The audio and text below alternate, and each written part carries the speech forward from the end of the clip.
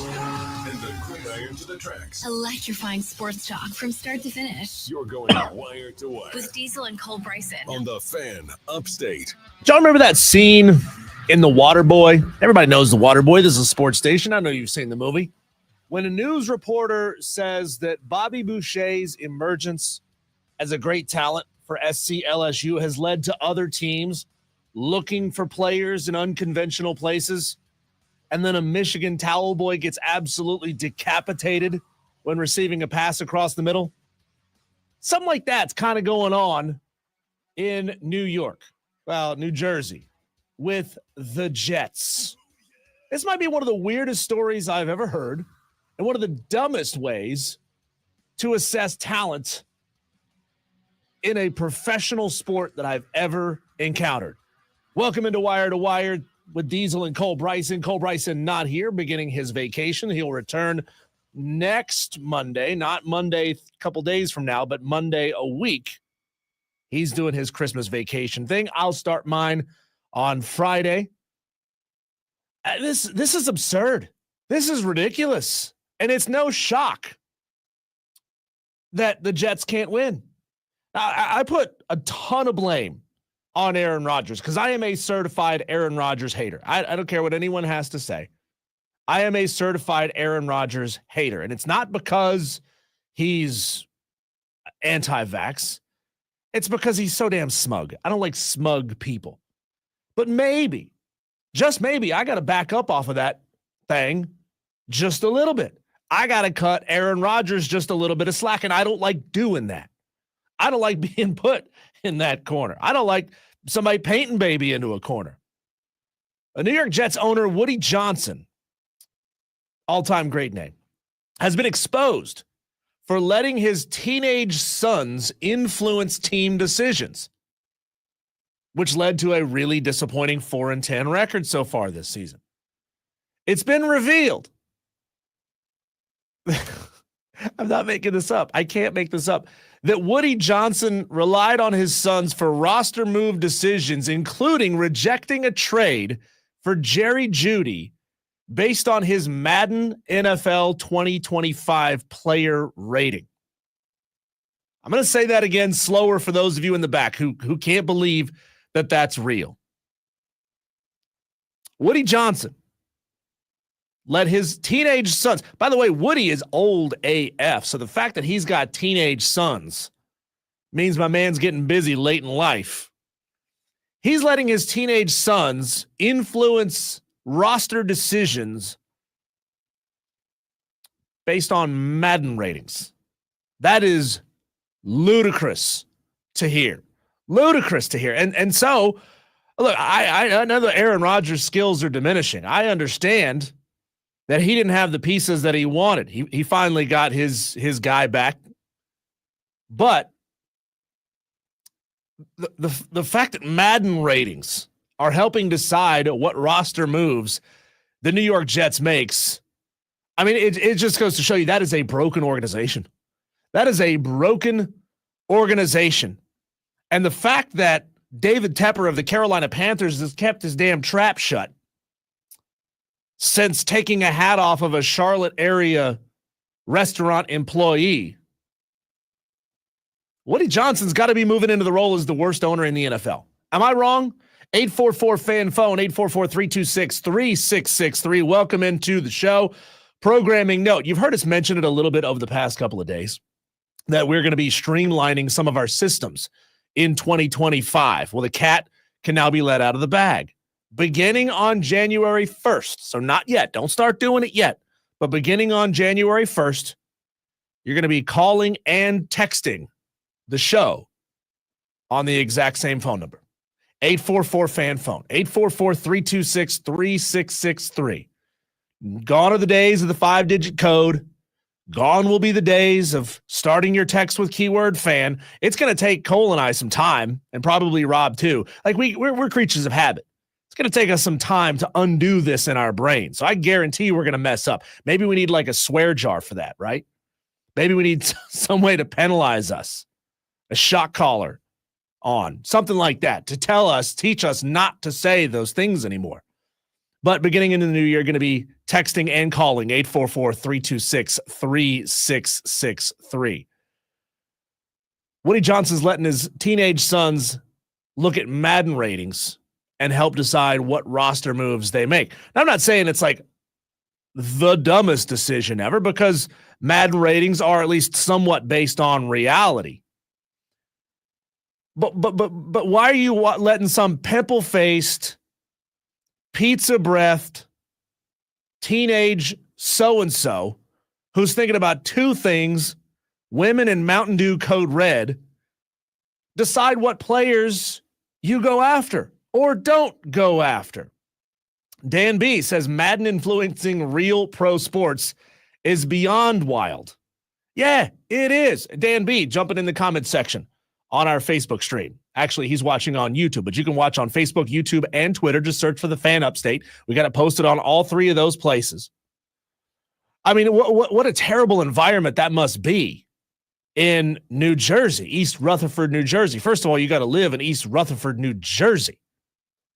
But that's got to be undoubtedly the dumbest way to make a decision in a multi-billion-dollar franchise that I've ever heard. That is shades of Nicole Tepper scouting defenses last season, not casting into aspersion her ability to scout a defense.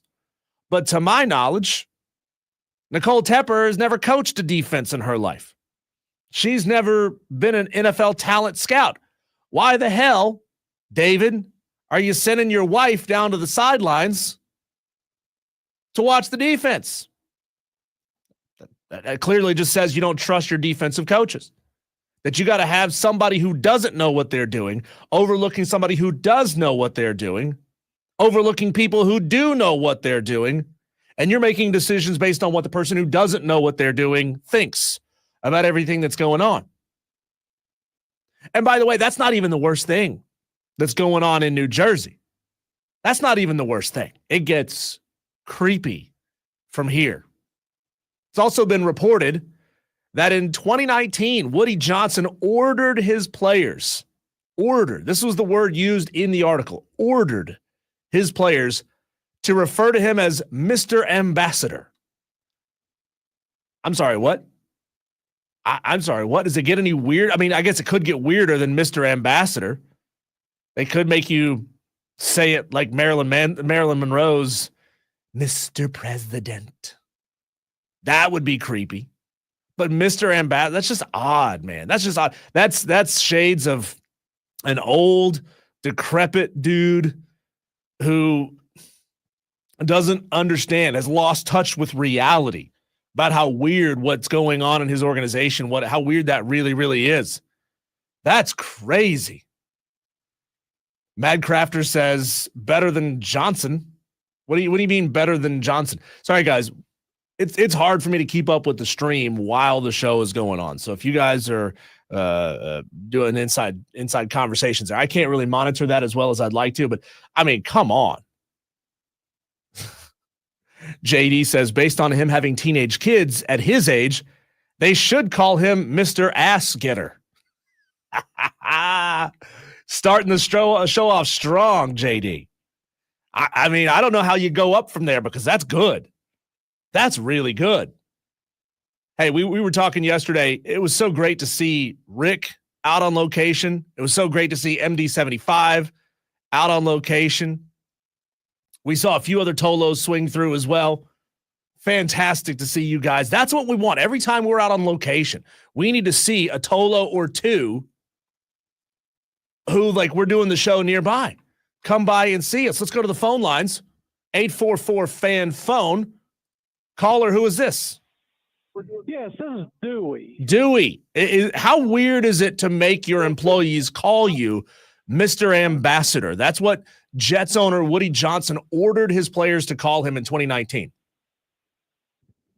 That's disgusting. They should at least he didn't make him call him daddy. But that's disgusting, and he should be in prison for that because he's doing other things. God, strange, man. Dewey, what would you make if you had unlimited power and millions of dollars? What would you make your employees call you? They call me master. Thank you. That is our Daily Dewey here on Wire to Wire with Diesel and Cole Bryson. I'm honestly looking forward to the end of this NFL season, not because the NFL season is done, but because I get to rub it in Ryan Horvat's face. Ryan Horvat, who you know from BetMGM, comes on right after we're done at 7 o'clock. He's not the one that yells. He's the other guy who you've been hearing on this station for a long, long time. He and I had it out a couple of months ago about Aaron Rodgers and about Aaron taking trips to Egypt when the team was in training camp. You know, this was Aaron Rodgers saying things like, we've got to eliminate distractions. We've got to stay focused. Aaron going to the desert to see the pyramids, I guess. I don't know. And I said, maybe that's part of the problem. And he fought back on me because he's a Packer fan and he's an Aaron Rodgers lover. And he said, I'll get back with you when the Jets win the division. Oh, I'm so ready for that. I'm so ready to clap back at old Ryan Horvat. I kept receipts. Believe you me. I put an alert in my phone in July to tell me at the end of the season, if the Jets didn't win the division, grab those screenshots, go back at Ryan Horvat. And I'm looking for the chance to do it. I'm petty. I'm petty. It's okay. I'm fine with admitting it. I'm fine with admitting it. It's going to be fun. The show's going to be fun today here on Wire to Wire with Diesel and Cole Bryson. In the next segment, we talk about, something that's just bugging the hell out of me in my own neighborhood. And I know it's bugging you guys too, wherever you live, or maybe you're the guy who annoys the hell out of me. I'm not sure which. Coming up at 4 o'clock, Eric Henry from Horns 24/7. We have talked ad nauseum. This is something I really don't like about the college football playoff structure, the calendar, and how they've done it. Having 2 weeks between conference championship games and the college football playoff games. I understand that you want to play Army-Navy in there. That's fine to have a day just for Army-Navy. But why not play Army-Navy on like a Monday night and then get to the other games sooner? I don't like taking these long breaks. I don't like having to chat about one game for 2 weeks. You guys don't like that. You guys don't like us breaking down the same game for 2 weeks. There's not enough angles to look at something over the course of 2 weeks to keep you engaged, as you should be, which is why things get a little weird this time of year, right? You get a little weird, like we're going off-road a couple times to fill some time. Because how many more ways can you talk about Clemson's running back room being beat up? How many more ways can you talk about Texas's pass defense being really good? Going back to the phone lines. Caller, who's this? Rick from Greer. Hey, Ricky. How are you, bud? I'm good. Who is this? This is Diesel. I didn't recognize your voice, Diesel. You've changed it. I don't know that I have the ability to do that and keep it up for an entire show, Rick. I believe you have. It's higher. Maybe. I don't know. Rick, it was good seeing you yesterday. We appreciate that. And Rick's such a nice guy that he went and bought a dozen donuts and had them laid out on the table for us, for myself, for Cole, for Jay, our sales guy, for Melissa and Corey as well. We appreciate that. I was doing that for Tom. Okay. I owed that for Tom since he won the bet. I did that for Tom. Tom, if you're listening, I did that for you, baby. Have you gotten your Christmas card yet? From Tom? I don't know. I haven't checked yet. I wonder if it's got money in it. I don't think so. I don't. It might be an IOU. It might be an IOU knowing Tom. Yeah. Question. Sure.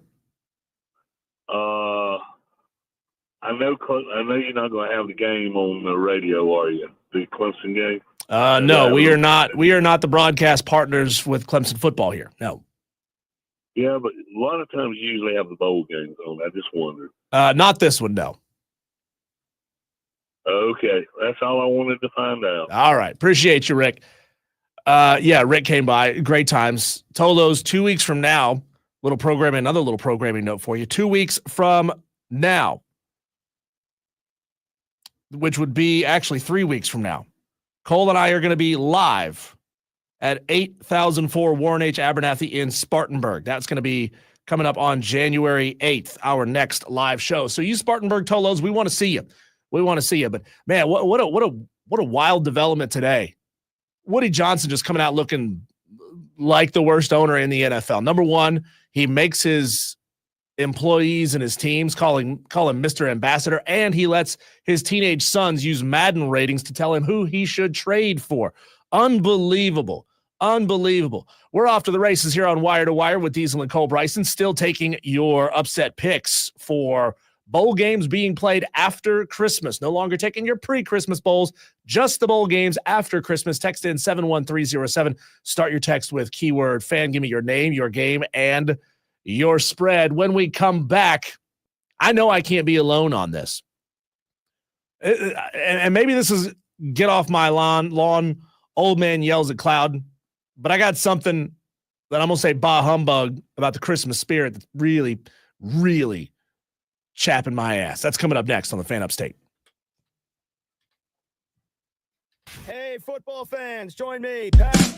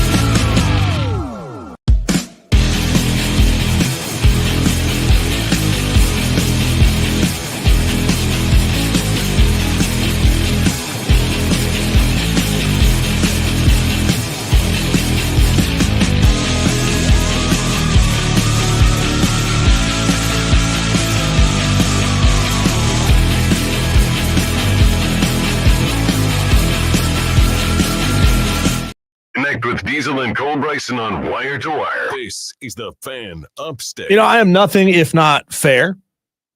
I make it a point to read both opinions that agree with me and that dissent with me. I had a text her just a couple of minutes ago while I was really going in pretty hard on Aaron Rodgers. Say, Aaron Rodgers is a true Renaissance man, a profound thinker with genius-level intellect, and one of the world's foremost authorities on all thing coronavirus. Aaron saved countless lives during the quarantine. He will soon be awarded a Nobel Prize. AR is a genuine American hero. Problem is, he forgot to start his text with keyword fan, so it didn't come to me. It went to our sister station, 98.9 WORD. But he gets back and says, dang, all that BS and I didn't preface it with fan. To be honest, not a fan of Aaron the malcontent and former media darling. That's good, Texter. That's good. You pulled the old switcheroo on me. Charlie James over on 98.9's wondering, like, the hell is going on over there? And he might be agreeing. And you know what? Aaron Rodgers is a smart guy. Aaron Rodgers is a smart guy. He's brilliant. Brilliant guy. Texter says, guess Ryan's never going to get back to you then. Ryan Horvat came at me on my take about Aaron Rodgers before the football season even started. And he said the Jets were going to win the division. Yeah, how's that going, Ryan, betting expert, Ryan Horvat. Tolos are getting in their upset picks. Appreciate that. Keep them coming. 71307. Start your text with keyword fan. Brandon in Spartanburg is taking Toledo +7 over Pitt. Mike Main is taking Rutgers +7 over Kansas State. Appreciate you guys getting them in. Keep them coming. 71307. Don't wait until the last minute to get your upset picks in. Don't do like your Christmas shopping. Have you guys finished your Christmas shopping, by the way? I've got all mine done. Did 100% of it on Amazon. Didn't buy a single thing in the store this year. It's great. It's great. Not ever having to leave the house to get all my Christmas shopping done. And I don't like leaving the house this time of year. You know why? Because people in my neighborhood, these are people that I live nearby, that I have to see getting up, going to work. They're pissing me off every day. Every day. You know why? Because I got neighbors with inflatables in their yard. Those stupid and inflatable Santa Clauses and inflatable reindeer and inflatable candy canes and inflatable gingerbread men. Enough. I get it. You were too lazy to get out a ladder and a string of lights and decorate your house. So what did you do? You bought a 10-pack of cheap extension cords on Amazon, and you ran as many of them out there as you could. And now your yard looks horrible.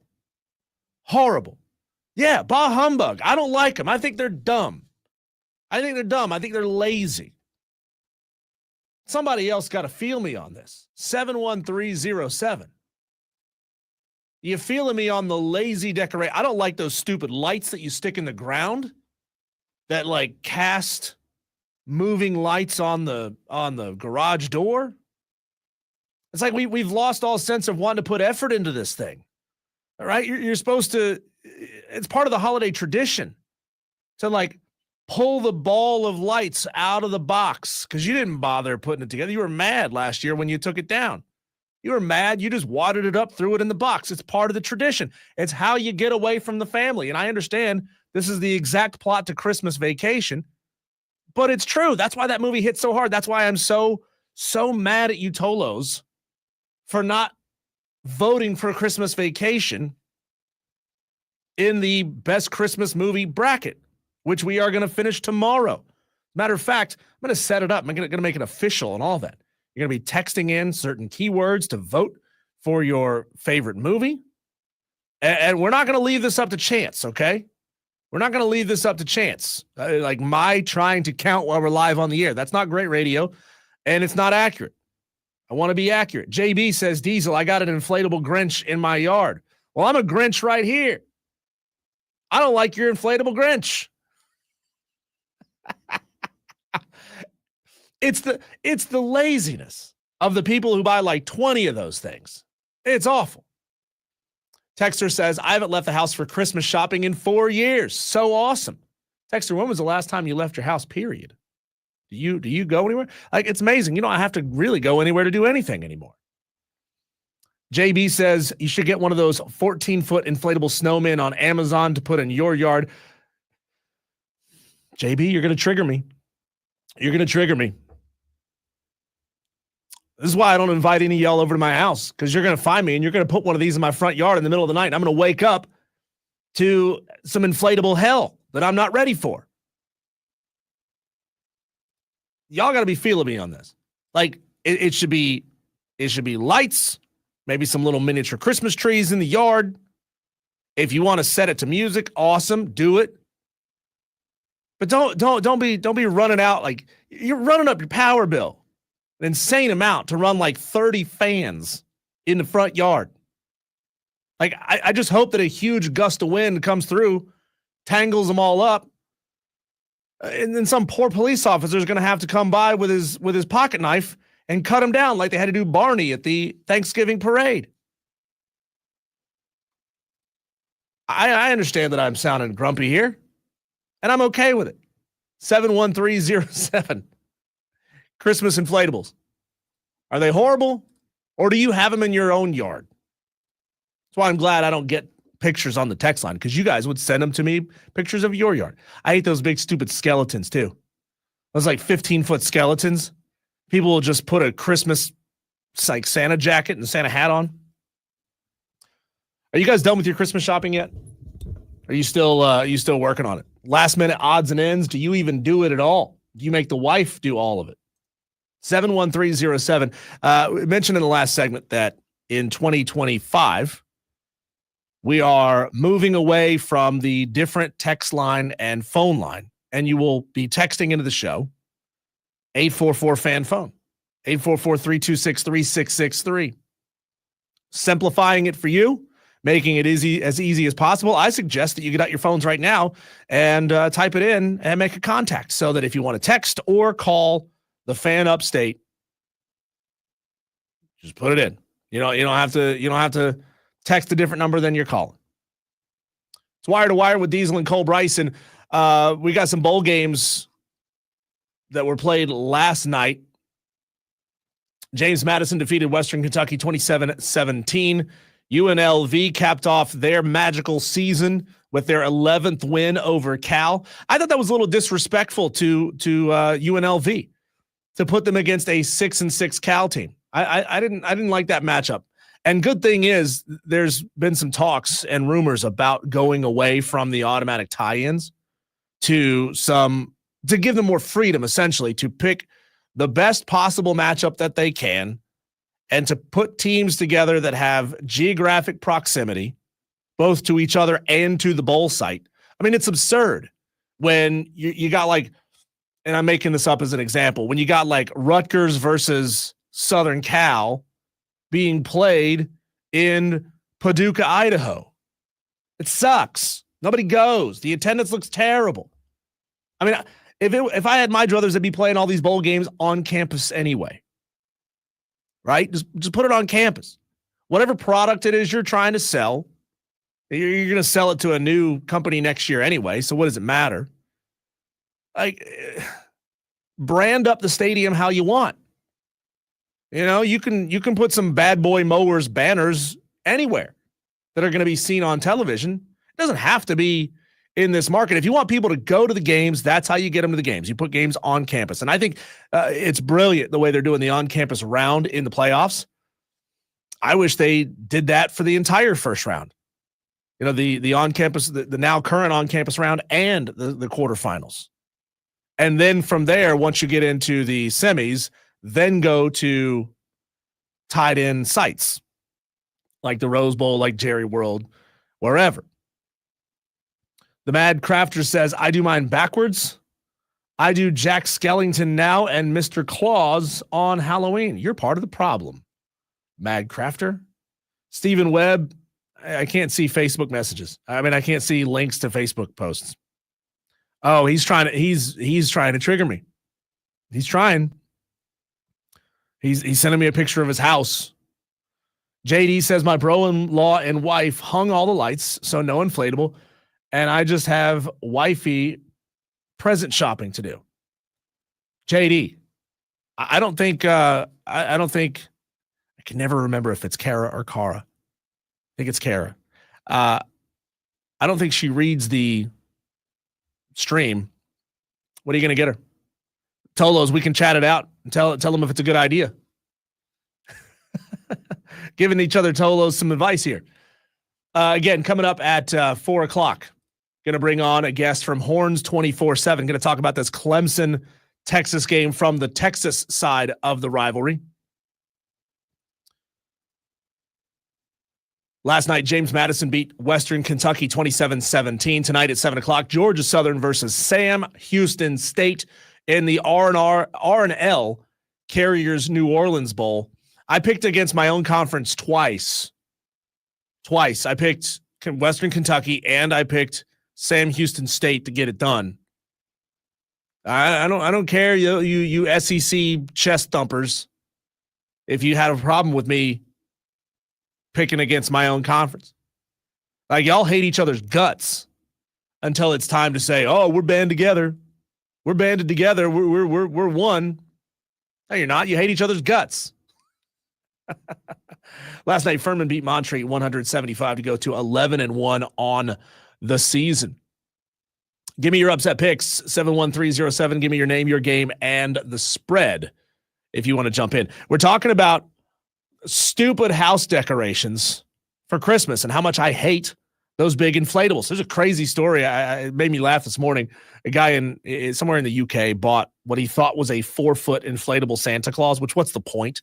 What's the point? Just buy a plastic one at that point. You can get them cheaper. They look better.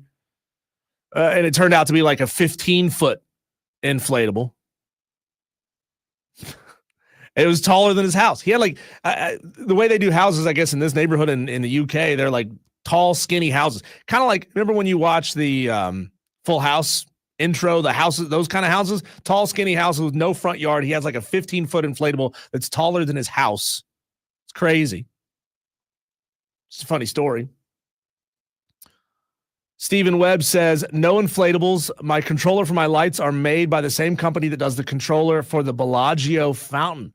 Wow. Can you like reprogram it on the fly? Could you just like, imagine if you could just upload an MP3 song to the software that's on your laptop and then it automatically analyzes the music and creates a pattern just out of that. That'd be rad.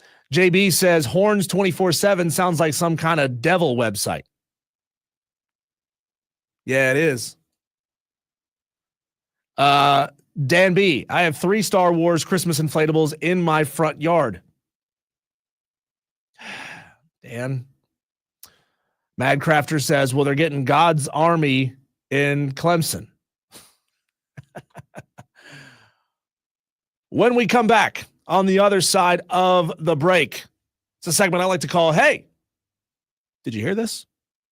Hang on for that. It's Wire to Wire with Diesel and Cole Bryson on the Fan Upstate.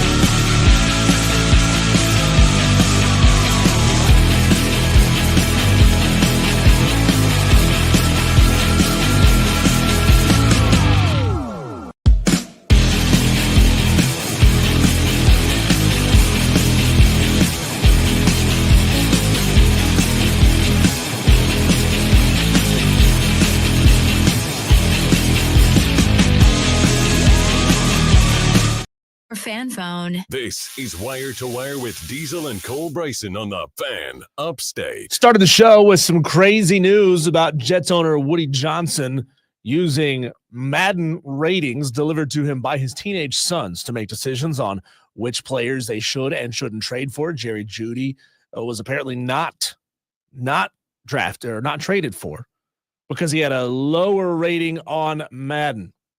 Crazy way to do things up there in New Jersey. Hey, did you hear this? I know you've heard by now that Michael Penix Jr. has been named the starter for the Atlanta Falcons.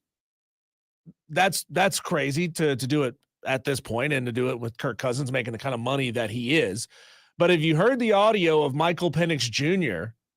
on the relationship that he has with Kirk Cousins and where exactly he was when he got the news that he was going to be the starter for the Atlanta Falcons? Here he is talking about, maybe how awkward it might be dealing with Kirk Cousins in the locker room now that this change has been made. Yeah, from Kirk, man, a lot like Kirk, just the way he processed, the way he speaks to the team, in meetings on the field, just the command he has, to the offense, getting things the way that he wanted so that, he could play fast. And, it's just the things he said in the huddle. I was in the huddle today and walked through and just remember some of the stuff he did and just saying it the way he said it, because I look up to Kirk, and Kirk, to be honest, Kirk couldn't do no wrong in my eyes. So it was like, dang, when I saw him in camp, leading all the way up through the season, it's like he's special. He's doing it at this age, and he did a great job, and I'm talking about getting through his progressions, making a pass to the fifth read. Our fifth read, you don't see that a lot. Scoring touchdowns and doing stuff like that is like, dang, how is he processing the game so quickly to get to that fifth read, to make that play? You're just trying to learn stuff like that, and just seeing how he cancel out certain routes and stuff like that based on coverages. I feel like I learned a lot of that, and I'm ready to showcase it. So I hope Kirk Cousins is handling this with humility. I mean, he's stupid rich, but these guys have a lot of pride, right? These guys don't want to be benched. They don't want to be taken out. You don't want to be replaced by somebody younger than you, because then that's proof of your own mortality and proof of your career coming to an end, being replaced by a younger, faster, stronger version of yourself. Nobody wants to do that, but I do hope that Kirk, being the veteran that he is going to be willing to coach Michael Penix along for as long as they are both on the same roster. I mean, remember a couple of years ago when Ben Roethlisberger said, no, I'm not going to teach Mason Rudolph. I'm not going to help him out. Now, it didn't matter much because Mason Rudolph wasn't great, but was it Mason Rudolph? I think it was. But I hope that the relationship they have, Kirk Cousins and Michael Penix Jr., is more like the relationship that we saw develop between Andy Dalton and Bryce Young in Carolina this year. I mean, Andy Dalton has no delusions of being a number one quarterback in the NFL anymore, not at his age, not at his skill level. But if he can affect Bryce Young and help him, get him ready and get him to where he needs to be, then he's doing a good thing in the league. I mean, and he's still making a lot of money to do it. He's a professional. That is his job. That is his job, to back up Bryce Young, step in when he needs to, and help teach a young guy how to play quarterback in this league, which I can't tell you how many times I've said, I don't think any rookie quarterback should be starting. Occasionally it works out. Yeah, occasionally you have a Bo Nix, but you also have a lot of Caleb Williamses. You also have a lot of Bryce Youngs for whom it doesn't work out. This is my favorite piece of audio I think I've heard in a long time. It's also Michael Penix Jr., again, just named starting quarterback for the Atlanta Falcons. I didn't expect it to come down this season. I thought maybe next year. But I guess with the fan base getting a little bit restless, you got to do it. You got to rip the Band-Aid off and just got to do it. Here's Michael Penix Jr. talking about where he was when he got the news that he was going to be starting for the Atlanta Falcons. I was actually shopping. I was shopping with my girlfriend. We was at Costco. I was actually getting a hot dog, and whenever I got the call, I wasn't hungry no more. So, I mean, everybody knows those Costco hot dogs hit different. Those that became like an internet meme this last year, right? The Costco glizzy. I hate that word. It's gross. But He's a man of the people. He's a man of the people. And I guarantee you Michael Penix Jr. is not well known enough yet that he can't go out in public. He can't go out and do his own shopping. He and his girlfriend's hanging out at a Costco, getting a hot dog. If it's my money, I'm going chicken bake, but that's just me. That's just, it's good. The chicken bake, the hot dog, the pizza. Look, I guess it feels like I'm doing a commercial here for Costco. But it's time for them to bring back the different kinds of pizza, the supreme pizza. Come on, Costco. You're a multi-billion-dollar company. Everybody's walking out of there spending $300. It's impossible to walk out there without spending at least $100.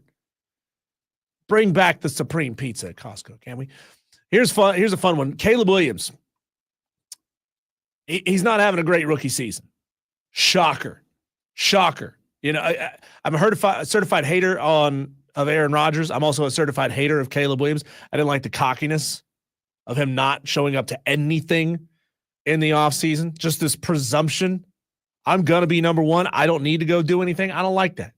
I don't like, even if you don't feel like you need to, because it shows that you're willing to put in the work. And so that's why it always bugged me. That's why I've always been a certified hater of Caleb Williams. Talking about whether or not losing affects him. Here's Caleb. It does affect me. Losing is it's one of those things that actually really affects me. It's tough. Don't cuddle with your dog. Why don't you have the understanding of where I'm at in my career and where I'll be at? And so having that understanding is important for me, myself internally, because internally it's tough. Internally, when tough times happen, just human nature is understanding a word? I don't think it is. Is to do the opposite of what you're doing or what you've been doing or all these different things. So it's the toughest part is fighting yourself. Especially when there's tough times. And so understanding that aspect of it, and also understanding the position that, I'm in. There's a lot of growth. But there's also a lot of progress that, throughout the season that has happened, throughout training camp and all of that, that has happened. And so, having all of that in mind, there's a lot to be optimistic and positive about. I would think the hardest part about playing quarterback in the NFL is not getting blasted into the second row by a 6'5", 320-pound linebacker. That's just me. Because I'm not my best self yet, and that's soon to come. But I'm working towards that, every day, and going to keep working towards that. And so, in the grand scheme of it, losing is, I like to win in everything that I do, whether it's cards, whether it's, playing, video games with my friends, football games where, we're in battle and things like that, and all, just anywhere in life, I try to win. And when that's not happening, you got to find ways to keep going. Like I've always said, find ways to keep progressing. And so I think that's been my mindset is finding those ways to keep progressing and stay optimistic. Yeah, I guess you got to keep progressing at Madden. You got to make sure you don't lose to your friends or to that 10-year-old from Alabama that you're playing Madden with online. Look, maybe it's a generational thing. Maybe it's a East Coast, West Coast, California, South Carolina thing, but I couldn't play for this guy. I couldn't, if I'm a competitor, if I'm a hardcore competitor, I can't respect this dude. I can't. And again, maybe it's just generational. Maybe those big hogs that play in the NFL, they're equally as soft as Caleb Williams. They're fine with a guy painting his nails and having a pink leather phone case and cuddling with his dog when he's not winning. It just wouldn't inspire me. Maybe I'm completely off base. When we come back, let's actually talk some sports with Eric Henry of Horns 24/7. Covers Texas. We've talked a lot about this game from the Clemson side of things. Let's talk about it from the Texas Longhorns perspective. That's coming up next right here on the Fan Upstate.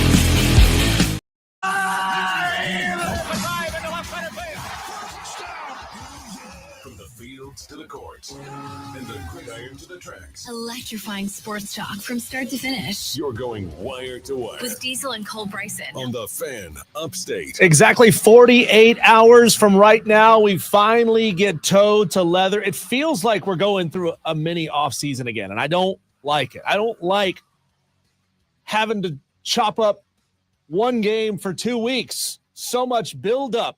Yeah, we've discussed this game ad nauseum. Clemson at Texas, the injury issues that Clemson faces, and the injury issues that Texas faces.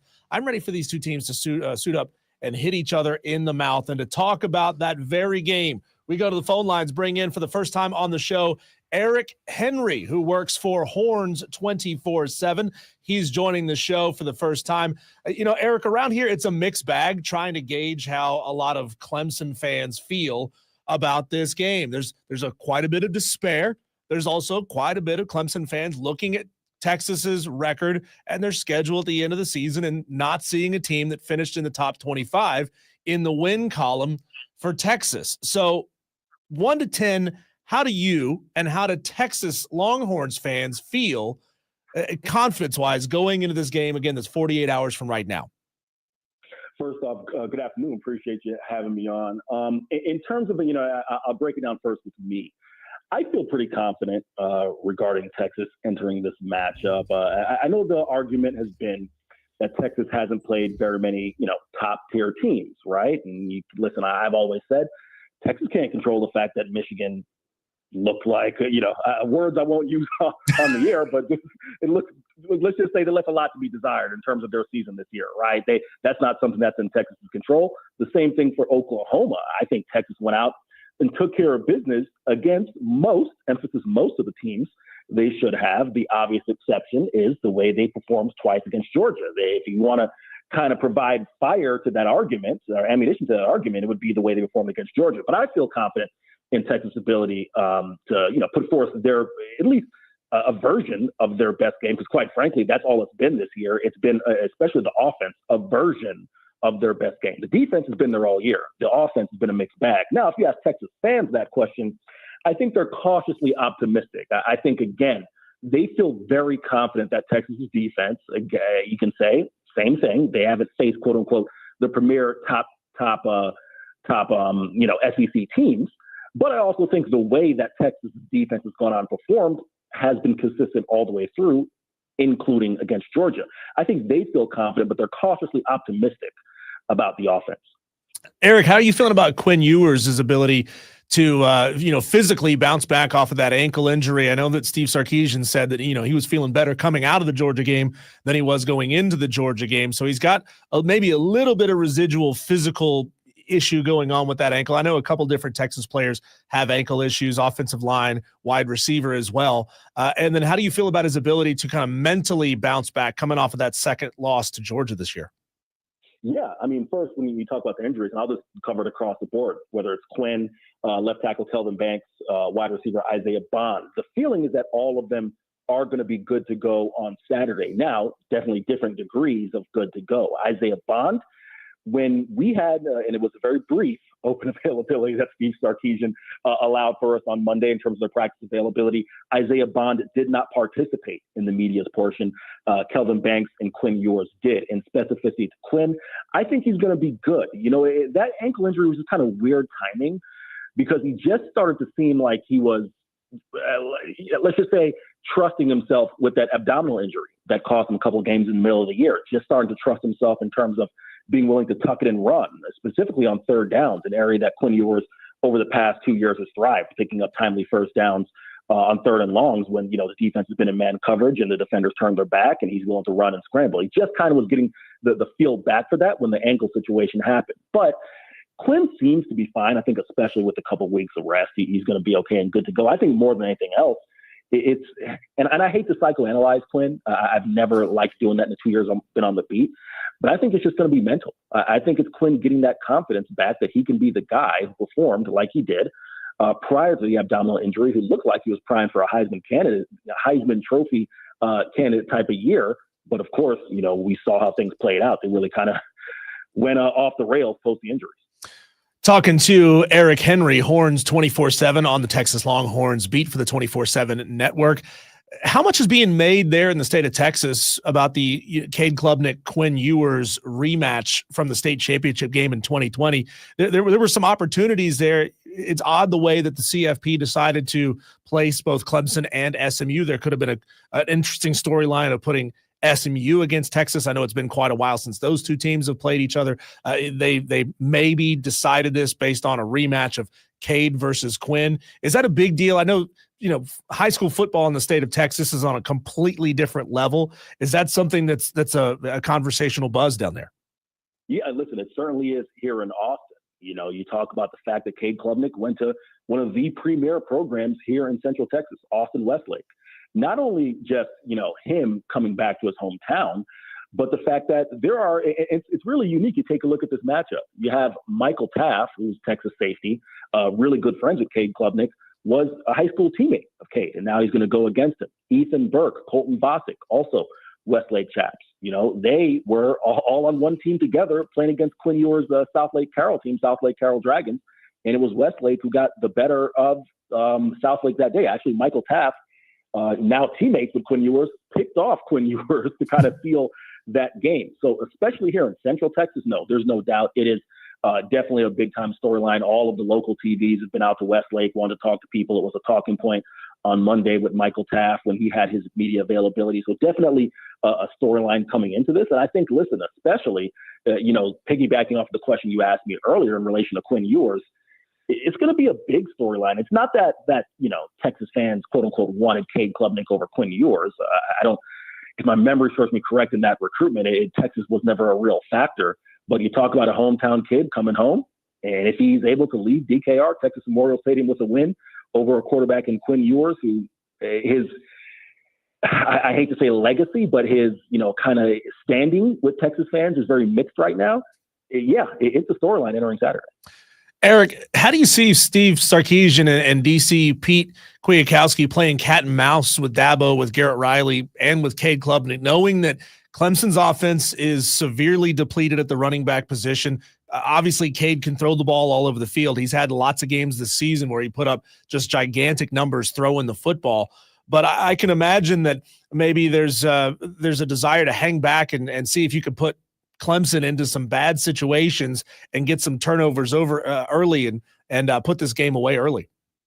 Yeah, I'll take it from the defensive side of the ball first. Defensive Pete Kwiatkowski, like you talked about, someone who is really highly regarded, especially amongst these Texas players, for being able to put them in position to have success. One of the things that Steve Sarkisian said repeatedly about PK is that he doesn't fall into a rhythm as a defensive play caller. He kind of leaves a couple of play calls, things that the offensive side of the ball might not be able to anticipate, save them for timely third downs or timely situations. Steve Sarkisian talks about really appreciating that about PK. So he's really well regarded. I think that cat and mouse game is going to be interesting, especially you talk about the history. Garrett Riley having been at TCU, so obviously there's a measure of familiarity with the two coordinators. Now to flip it to the offensive side of the ball, that's where I think things get really interesting. I think this is, again, I don't want to be too dramatic and say it's a make or break type game, but I would go as far as to say a proving type of game for Steve Sarkisian, someone who, of course, is widely known as an offensive mastermind, one of the more creative offensive minds in college football. But I don't think it's out of bounds to say that Steve Sarkisian was, quite frankly, outcoached in the two meetings against Georgia. Kirby Smart, Glenn Schumann and company, of course, excellent defensive minds. Those games saw Steve Sarkisian, quite frankly, outdone, especially with Texas' inability to find 7 points instead of 3 in the red zone, most notably the SEC title game in which they just had to settle for too many field goals. So that's something that I think definitely is going to be interesting because Steve Sarkisian will want to show, hey, I can hack it with the best defensive minds in college football as well. He's going to have a huge opportunity on Saturday. Eric Henry of Horns 24/7 joining us here on Wire to Wire with Diesel and Cole Bryson.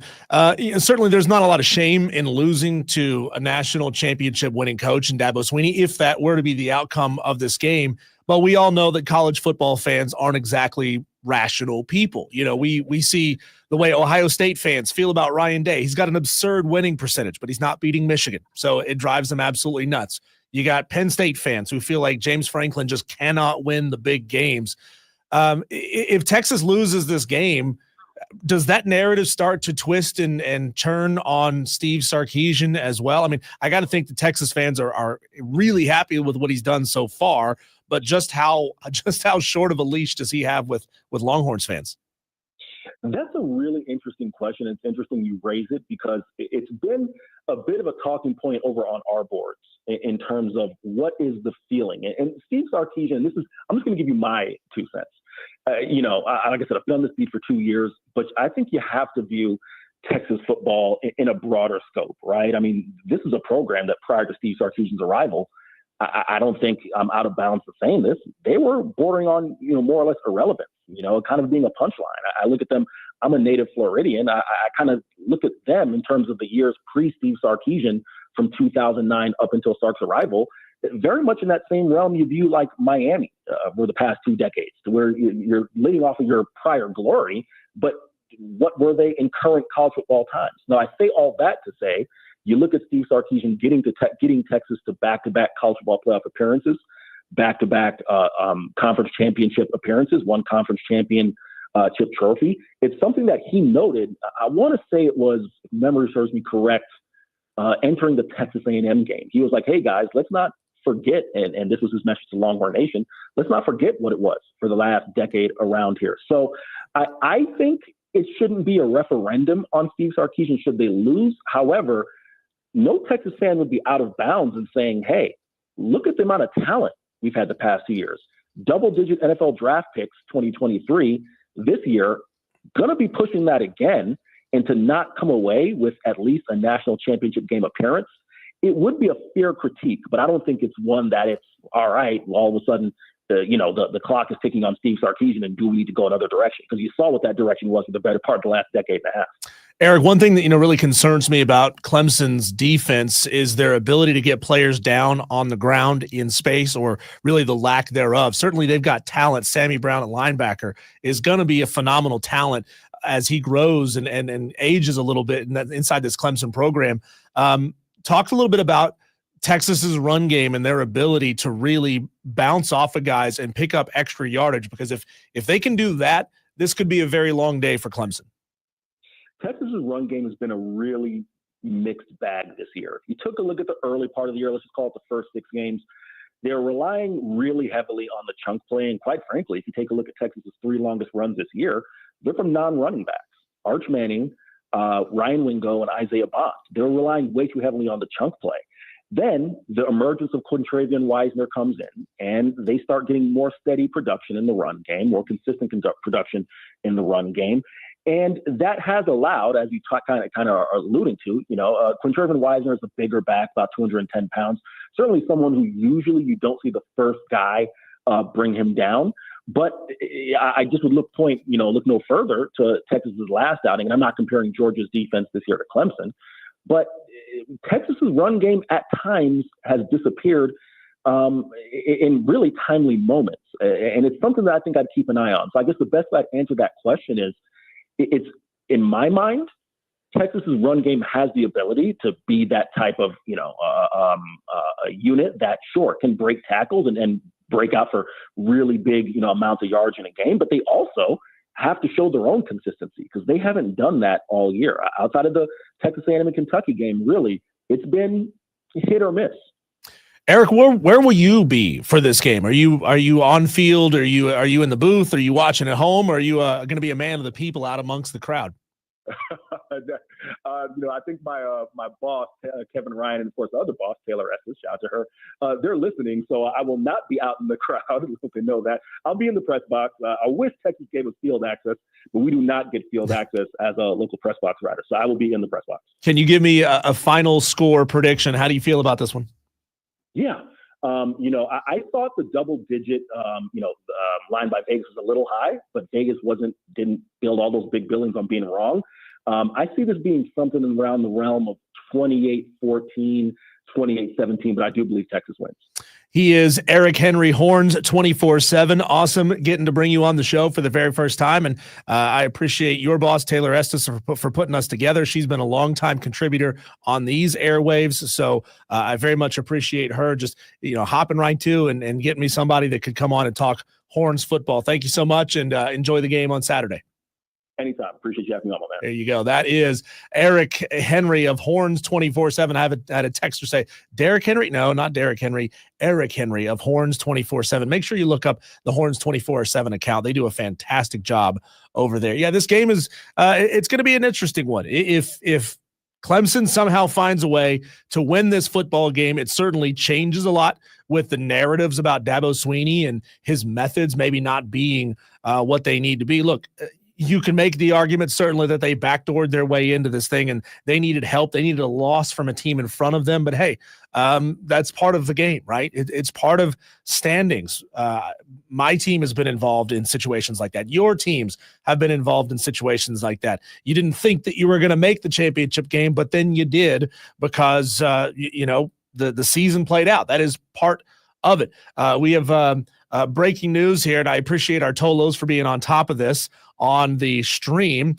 JD Wyatt says Clemson has another portal commit, the edge rusher from Purdue. So that's huge for the Clemson Tigers. Look, I mean, Purdue didn't have the best season this year, but certainly being able to pull in another transfer portal guy who I'm sure was a at least somewhat sought after player in the portal, that shows that Dabo's willing to be aggressive. He's not going to be aggressive and go out there and bring somebody in who doesn't fit the profile, that doesn't fit the mold of the kind of player that Dabo Swinney wants in Clemson.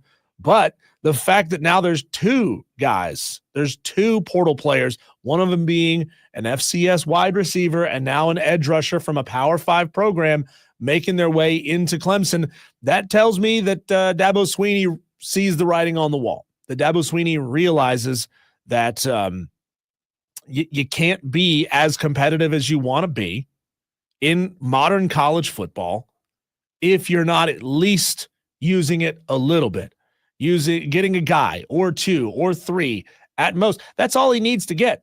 I don't want Clemson to become one of those programs like Florida State that is completely and utterly dependent on the transfer portal and having to rebuild a team every single year. That's not a good way to do things.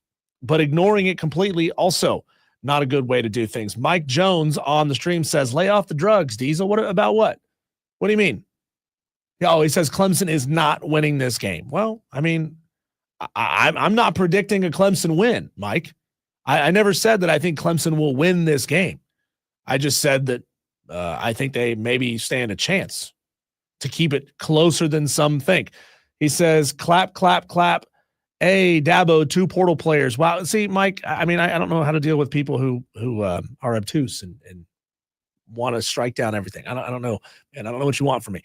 It's Wire to Wire with Diesel and Cole Bryson here on the Fan Upstate. On the other side of the break, your chance kind of coming down to the wire. Your second to last chance to get me your upset picks for the final week of getting your picks in. That's coming up next on the Fan Upstate. Always streaming on the free Odyssey app. Search the Fan Upstate. And you're wired to Diesel and Cole Bryson on Wire to Wire. On the Fan Upstate.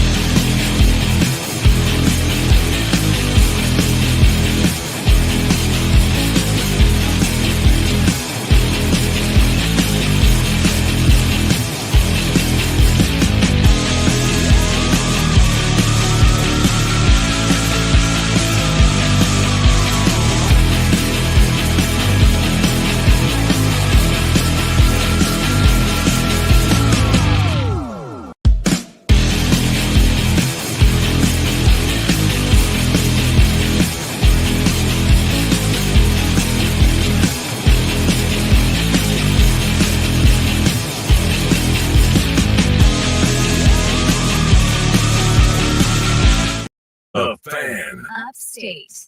Last chance to get me your upset picks for the 2024 season, because I'm going to be on vacation next week. Cole is going to be on vacation next week. This is your last opportunity today and tomorrow to get me your upset picks for bowl games that are being played after Christmas Day. So if you haven't yet, and a lot of you Tolos haven't, which means we're going to be doling out a lot of -2s this week. Better get me your upset picks for the post-Christmas bowl games. As a matter of fact, taking a look at the standings right now, Twisted Whisker is in first place with 82 points. John Dog in second place with 76. Noel with 75. So just 7 points separates the medal stand. It's going to be hard for Joe D, Justin L, Reed Atkins, and Billy Horn to make their way up in there. I mean, they're gonna need to have some massive upset. I don't think it can be done. Maybe you can prove me wrong, though. Billy Horn, Reed Atkins, and Justin L. Now will be the time to get me your upset picks. Those of you who want to know where you are in the upset pick standings, go to our Twitter page at the Fan Upstate. We got it right there. You don't have to have a Twitter account to see tweets.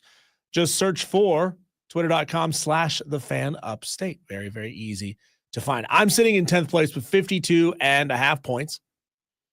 Amazon guy's fallen down to 15th place with 43. He was leading this challenge for the longest time. Cole Bryson, who doesn't like to talk about it, has 11.5 points. Now, he's gotten me his upset picks for both the pre and the post-Christmas bowl games. Now, pre-Christmas bowl games are now closed. You can't pick pre-Christmas bowl games anymore. We gave you 3 days on that, Tolos. Now you can get me your post-Christmas. Today we've gotten picks in from Brandon in Spartanburg, Mike Main, Mark L.O. Ducks, Percy, and Philip Rollins. Yesterday we got a bunch of picks in from MD75, from Hurricane Jeff, Tolo Steve, Gravy, who's taken – this might be the only one I've ever seen, the one that I've seen so far, take Washington State over Syracuse, plus 13.5. Kyle McCord going to play in that game. You're seeing a lot of big-time players playing in their bowl games. And it's not because, they all of a sudden found some love for their school. Talked about this earlier this week. The director of bowl season believes, now he doesn't know this for sure, but he believes that the reason why we're seeing big-time star athletes play in their bowl games is because he thinks that a lot of these NIL deals that are coming out now include language that essentially pays, not forces, not the right word, pays these players to play in their bowl games. And if that's what it takes, I'm fine with it. I think these guys need to be made employees immediately. I don't like the idea of them being employees. I just think that's the only way to rein some of this stuff in. Going to the phone lines, 844-FAN-PHONE, 844-326-3663. Caller, who's this? This is Harold from Greenville. I just want to talk about the upset pick. Hey, Harold. Yeah, Harold, what's up? Okay, just Diesel? Yeah. I'm sorry, these are good. I need to know exactly how far am I on. I think I'm 34.5. How far away I am from hitting the 25, top 25? Yeah, Harold, you have 34.5 points. You're in 28th place right now. 28. Yep, you're in 28th. We have a two-way tie for 25th at 35.5 points. So you need to gain at least a point 7. On Coach AJ, Scotty from BMW, and Desmond Howard. They all have 35.5. Okay, now I've got excuse me, I've got Tennessee in 7.5. Yep. Against and I also got Navy in 11, right, against Oklahoma. You got Navy. I believe it was 9 when we locked these in. Either way, whatever the spread is, everybody will get the same number of points, whether the line has moved a little bit or not. You know what irks me? If I had to change 2 of my picks, what was winners, I'd be sitting about 72 points right now. 6 wins in a row. So that's why I feel confident about next year. I Anyway, Cole, you're gonna be here tomorrow, right? Yeah, I'll be here tomorrow. I'm in the same boat with you, Harold. I picked early in the season. I think it was Arkansas to upset somebody. It might have been Oklahoma State, and they had the lead. If I don't call in tomorrow, I want to wish you a Merry Christmas. Okay. Oh, thank you, Harold. I appreciate that. Merry Christmas to you and to the family. We appreciate you being a listener and a loyal Tolo. I really enjoy your program. Y'all are the one that got me off at the sister station. So there you go. I mean, now I'll be with you. Now, when it comes to this basketball and NBA and NFL, Mm-hmm. I might have to go back to my sister station till we get to baseball. No, you don't. No, you don't, Harold. Okay. We'll hunt you down. We'll find you. Okay, buddy. Thank you. All right. That is Harold, longtime Tolo. He's been listening to the station for a couple of years at least. I think he might be 3 hosts deep being a listener and a Tolo of this station. Texter wants to know, who did the top 3 pick? Who did the top 3 pick? Well, Twisted Whisker has only given me a pre-Christmas Bowl pick. He took Tennessee over Ohio State for 7. But Twisted Whisker has not given me a post-Christmas Bowl game pick. So there's a chance, if Twisted Whisker, if you're listening, you need to make sure you get me a pick for bowl games after Christmas. But that is who Twisted Whisker took. He took Tennessee over Ohio State for 7 points.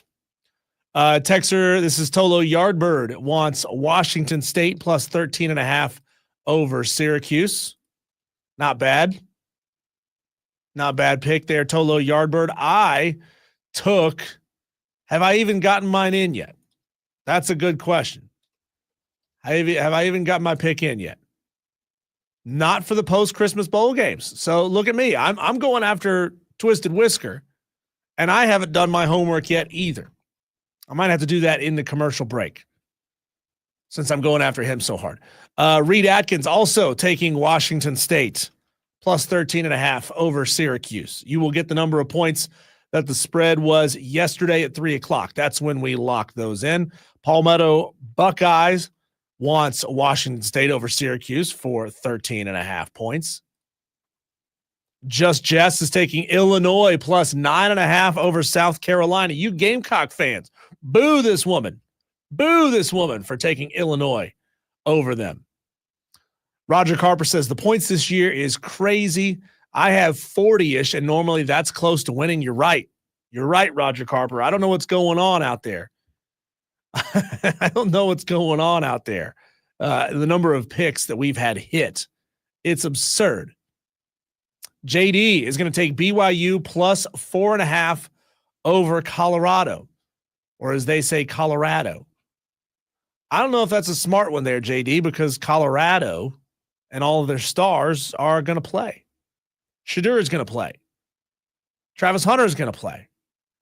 By the way, Travis Hunter's little brother, I think his name is Travis. Travius. I'm not entirely certain. Anyway, he got 2 scholarship offers this week, and he was there at the Heisman Trophy presentation. They had a moment where Travis shouted him out, said, "You've been riding with me all along." That's a nice moment. Yardbird says, "Boo that woman." Scotty Mack says, "Didn't realize we needed post-Christmas picks this week." Well, yeah, Scotty Mack, you do. You got to get in your post-Christmas picks. We're doing pre- and post-Christmas picks this week. 2 separate batches of picks, but they got to be in this week because we're not going to be here next week, right? We're not going to be here next week. And even if we were, Wednesday would be Christmas Day, and you wouldn't be able to pick bowl games on Thursday and Friday that had already been played on Thursday and Friday. Dan B is taking Washington State over Syracuse for 13.5. I mean, I get that's probably like one of the biggest ones that you can take in the post-Christmas bowl games. So I guess a lot of people are just taking the big one because, I mean, if you lose -1, you lose -1. But if you hit, you get 13.5 points. Is it the most likely one? I don't know. I don't think so. Kyle McCord's really good. Hey, did you hear the news yesterday We talked about this in our daily wires that Diego Pavia has won his appeal with the NCAA to gain an extra year of eligibility. Basically, they agreed that playing at a JUCO shouldn't count against your eligibility. And I think this is a terrible move by the NCAA. A terrible precedent has just been set. Because now you got another crop of players who've had a little bit of a development at a JUCO getting more and more and more eligibility. Do you remember how hard it was to keep track of how much eligibility somebody had when they were doing the extra year of COVID eligibility? You couple that with just the ridiculous nature of the transfer portal this year. And I haven't gone back and found the number, but they were anticipating over 1,000 players entering the transfer portal, some of whom have withdrawn their names. I don't know if that's how many total we ended up getting in the transfer portal this year, but I think this exacerbates that problem. It means that these guys, I mean, they're not getting their extra year after their sophomore year. They're getting it added on to the tail end of their eligibility to play college football, their college football careers. And now you've got the problem of guys saying, I've got a player in front of me, I'm just going to up and transfer. I'm just going to go, right? Because whoever it was that was planning on being the starter at Vanderbilt next year, probably excited that, like, hey, we got this team. We got some players here. What Diego Pavia built has been great. I think I can continue that. And all of a sudden, bam, nope, now you got to sit for another year because Diego Pavia is coming back. It's exciting if you're a Vanderbilt fan because you're going to use this to your advantage, probably. I mean, for all of that excitement, what did Vandy go 6-6 this year? I know it's better than most years for Vanderbilt, but I think this is bad. Giving everybody an extra year if they want to, everybody who participated at the JUCO level. That's a year of eligibility. The year happened. You can't take it away. So now you're adding extra maturity, extra size, extra development, extra coaching. I don't like this at all. Is this a good idea or not? 71307. Text in. How do you feel about JUCO players now being essentially able to write off the year that they played at the JUCO level? And this affects my team potentially, App State, and the quarterback we had this year and last year. He was a JUCO transfer. Last year was absolutely phenomenal for Joey Aguilar. Set the program record for the most number of touchdowns in a single season. He played at a JUCO. He thought he was done after this season. Now what happens with the next quarterback in line on the roster? The guy that expected himself to be the starter this year. I've seen the erosion of that position in front of my eyes. You got a freshman on the roster playing behind the senior. He expects to be elevated to QB1 next year. All of a sudden, what if he gets two? What if Joey Aguilar gets 2 seasons back? Now I got to wait 2 more years to be the starter here? No, I'm out. I'm gone. And so it creates this self-fulfilling prophecy that you've got to go get a transfer quarterback every single year, that's the only way that you're acquiring talent, that you got guys who have moved from system to system to system over their 3 or 4 year careers, and they're still only getting 1 year as a starter, but they're bouncing around all over the place being promised, oh, you come here, we'll pay you $100,000, and you might get to start here. It's just bad. I think this is really negative, and they've got to get a hold of this thing. Texter says, as long as you sue and have a lawyer, you can play as long as you want. You're not far off. You're not far off, Texter. Says, send all your players to JUCO and let them develop, then sign them in the portal. I brought that up yesterday on the show. What's to stop any program other than the transfer portal and guys saying, no, I don't want to do that? What's to stop Oregon from saying, hey, John Smith, you elite wide receiver, John Smith, we think you're pretty good, but we don't think you're quite starter at Oregon as a freshman good. So what we want you to do is go down there and play at, Portland Community College for a year or two. We're still going to pay you. You're still going to get your NIL money. You're still going to get your $50K a year or more or whatever it may be. And then we're going to bring you up. We're going to call you up when it's time. We're going to treat the JUCO level like it's the minor leagues in baseball. We're going to park you down there for a year, let you develop. We're going to put our coaches down there. So you're going to be learning our system. I mean, there's so many ways this is going to go sideways. This is awful. This is awful. Unless you're a Vanderbilt fan, in which case you're rejoicing that, hey, Diego Pavia is coming back. It's going to run it back. He's an exciting guy. And there's no guarantee that Diego Pavia's 2025 season is going to be equal to his 2024 season. Again, Joey Aguilar set the record for most number of touchdowns in a single season at App State as a junior, came back as a senior, had a rough year, missed a bowl game. Not all of it's his fault. Offensively, he was actually still pretty good. But there's nothing that says you're going to have that same season again. There's nothing that says you're going to repeat what you did because it was a special moment in time, and half your weapons might be in the portal, and you don't have that same rapport that you have with the other guys.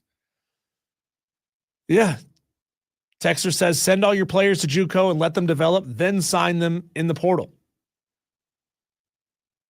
I mean, outside of the guys that you're going to play as freshmen, why wouldn't you? Why wouldn't you do that? Then again, I mean, every program is already using every other program that same way. Texter says, look at Cam Rising. He went to college in 2018. Yeah. I mean, these guys are going to be 30 out there playing college football. You got to find a way to get control of this thing.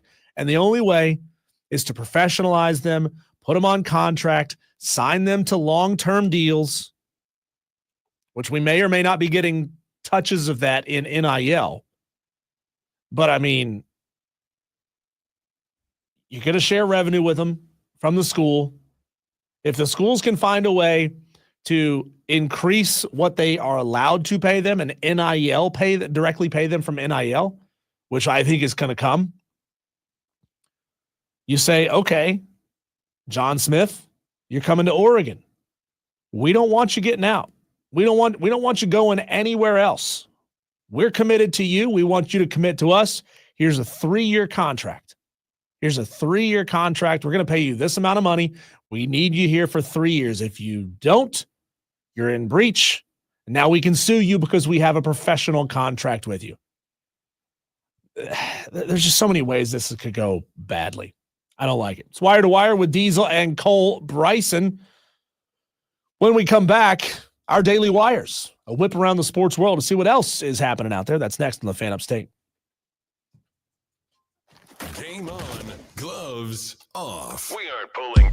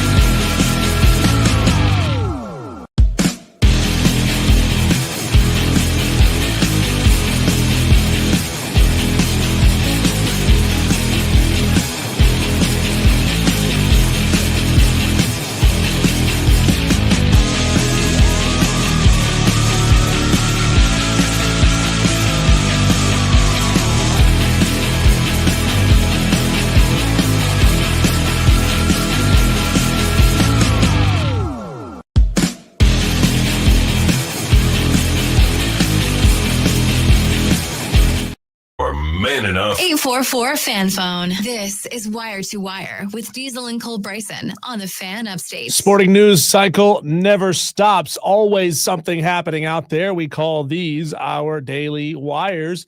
Here's the buzz happening around the sports world. God, I love fans. I love fans' ability to get into computer systems and hack things. Tennessee fans apparently somehow managed to change the name of Ohio State Stadium on Apple Maps to Neyland North. You know, we heard that Tennessee fans were buying up tickets like crazy, but now they've hacked into Apple Maps and somehow changed the name to Neyland North. Fox Carolina will air 15 Braves games next season. February 10th, pitchers and catchers will report to training camp. So you're going to be watching some Atlanta Braves here on local television. That's awesome, because I hate seeing all these games buried behind a paywall, not being able to watch it. It sucks. It sucks not being able to watch your local team. It's antithetical to fandom. Oh, we're not going to let you watch it because we want you to drive 2 hours into downtown Atlanta to watch the game. Well, north of downtown Atlanta. The answer is no. No, we want you to pay a lot of money. The answer is also no. Purdue defensive end Will Helt has committed to Clemson out of the transfer portal, marking Dabo Swinney's second portal acquisition this season. Wide receiver Tristan Smith signed with Clemson on Tuesday. We spent a couple of minutes talking about that early. That's big. I mean, not that either one of these players are, oh my God, stop the presses, elite level players. I think Will Helt is going to be really good, but it marks Dabo coming around a little bit. Maybe he doesn't like it, but he understands, hey, if I want to win, if I want to fix my deficiencies, I'm going to have to do this thing. I wouldn't be shocked if we saw a running back come out of the portal either. You know, somebody with a little bit of age and experience on him. Yeah, he's already got what would appear to be a pretty full running back room, but we've talked about it for the last couple of weeks about how thin that position is with talent or experience or not fumbling the football. You know, all things that you need at the running back position. The Chiefs have activated wide receiver Hollywood Brown from injured reserve and will play him in Sunday's game, against the Houston Texans, unless he has any further setbacks. Hollywood Brown hasn't played for the Chiefs since suffering a sternoclavicular injury on the first play of the first preseason game against the Jacksonville Jaguars. He had surgery and was in rehab before returning to practice for the first time last week. Yesterday, the NFL announced the full list of challenges, including tug of war and dodgeball, that'll take place around this year's Pro Bowl. New features added this year are the Helmet Harmony game show that will test players' knowledge of their teammates, and Punt Perfect, a game that features one punter and one non-punter. The two players from each conference, from each team, will punt from the 35-yard line, aiming to land as many balls as possible into 6 buckets positioned in the end zone. I like the NFL Pro Bowl. You know, for the longest time, it was boring. There was no reason to watch it, right? Glorified flag football game. You send these guys to an exotic location, have them play a game. Woo, no reason to watch this thing, right? But I think the skills challenges and the way they are essentially creating events to make content out of them later, I like it. I like it. I don't like the NBA All-Star Game. I don't really watch the Major League Baseball All-Star Game, but I think what the NFL does is really entertaining, and they're forward-thinking. Not to say that every idea is great, every idea is perfect, every idea is must-watch, but I think they're getting more of it right than they're getting wrong. The Golden State Warriors, New York Knicks, and LA Lakers are the NBA's most valuable franchises by a wide margin. Sportico announced in its annual assessment on Wednesday. The Warriors are worth $9.14 billion, the Knicks $8.3 billion, and the Lakers $8.07 billion. Golden State is considered the second most valuable franchise in U.S. sports, trailing only the Dallas Cowboys, worth $10.3 billion. The assessments include ownerships, real estate, and team-related businesses such as WNBA franchises. The average NBA team is worth $4.6 billion, which is up 15% from last year. God, these teams are getting so expensive and so valuable. Talked about this to start the show today. The New York Jets owner, Woody Johnson, has been exposed for letting his teenage sons influence team decisions. The Athletic broke this story.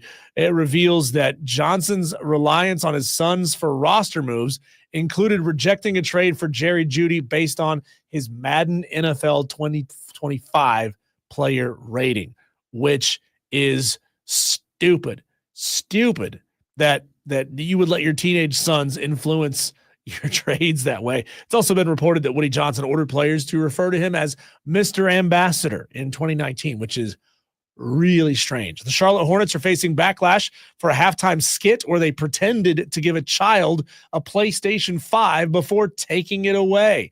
The skit prompted an apology from the organization. They gave the kid a real PS5 and promised a VIP experience at a future game. Not a good look for the Charlotte Hornets. Not a good look. The team acknowledged their mistake, admitting that they missed the mark and are working to make amends. When we come back, it is time, Tolos, for you to sound off your opportunity every single week, every single Thursday, to tell me how you're feeling. This coming up is the Tolo Takeover. Get in, be a part of the show. 844-FAN-PHONE, 844-326-3663.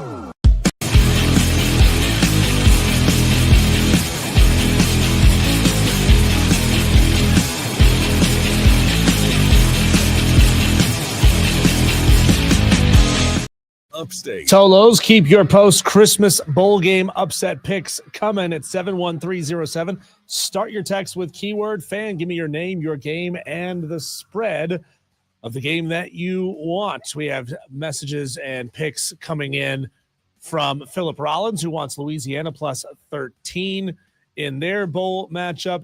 Let's see. Jenna wants SMU plus 8.5 over Penn State. She is, oh God.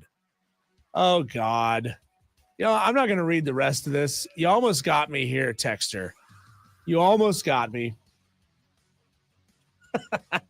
That's mean. It's funny.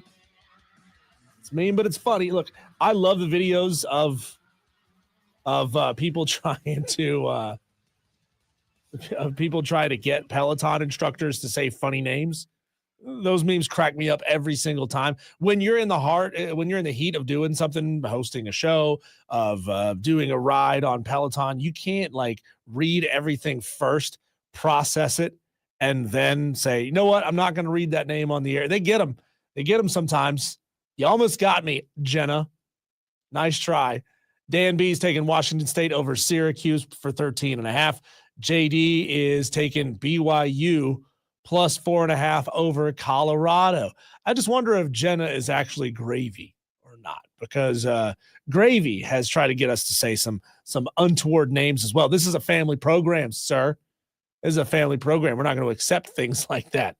It's Wire to Wire with Diesel and Cole Bryson. 71307, your name, your game, and your spread. Right here in this segment every single Thursday, I'd like to give you an opportunity to sound off. This is the Tolo Takeover. You call in 844-FAN-PHONE, 844-326-3663, and you gripe and you complain, and that's okay. That's what this segment is here for. Be a part of the show, 844-326-3663. And in the future, going actually into the new year, we're going to be using that phone number to text in and to call in as well. You won't have to start your text with keyword fan in the new year. We are simplifying things for you. So you got something to say, be a part of the show. Earlier in the show, I got my Tolo Takeover gripe out there. I've had enough with these people who, it started as 1, and then it became 2, and then it became 5, and now it's 25 inflatables in your front yard for Christmas. You understand that we're in like a stormy part of the year, not like snowstorms, not like thunderstorms coming through, but we get a lot of wind this time of year. We get systems moving a lot of wind through. So you got like 30 giant puffy things that are going to catch wind and fly all over the neighborhood. Enough is enough. I'm done with it. It's also creepy when you see somebody pull the plug on them and they all just fall all at the same time, or vice versa. What do they just rise from the dead first thing in the morning? I'm out walking the dog the other day, and he sees this happen live in front of our faces, freaks him out. Absolutely loses it. Kind of scared me too. I'm not going to lie. I think they're lazy. That's my Tolo gripe for the day. You got something to say about it? Call me, 844-326-3663. I want you guys to keep me in your thoughts over the holidays, because I've got in-laws coming in. In-laws are coming to town on Sunday. They're coming in at like 4:00 in the afternoon. We're not ready for them. Not ready for them at all. Like, you know how parents and in-laws always say, like, don't fuss. Don't go overboard cleaning up the house or setting up the house. Don't do all that. But you do it anyway because you want to put a good foot forward. They're easy in-laws. They're great in-laws, right? They always stock the bar, which is nice. They're easy to hang out with. They're fun. You know, so it's not that bad, but it's just somebody in your house for 10 days. I got 10 days of that. Me, the wife, 2 in-laws, 2 cats and a dog. One of them's a kitten, like 3 months old, and the dog is juvenile, and he's a jerk, and he likes to bite things. He likes to steal things. That's going to be my life over the next 10 days. So I want you guys to be keeping me in your thoughts and prayers for that. Had a great conversation earlier in the show with Eric Henry from Horns 24/7. Going to be replaying that conversation for you coming up at 6:20.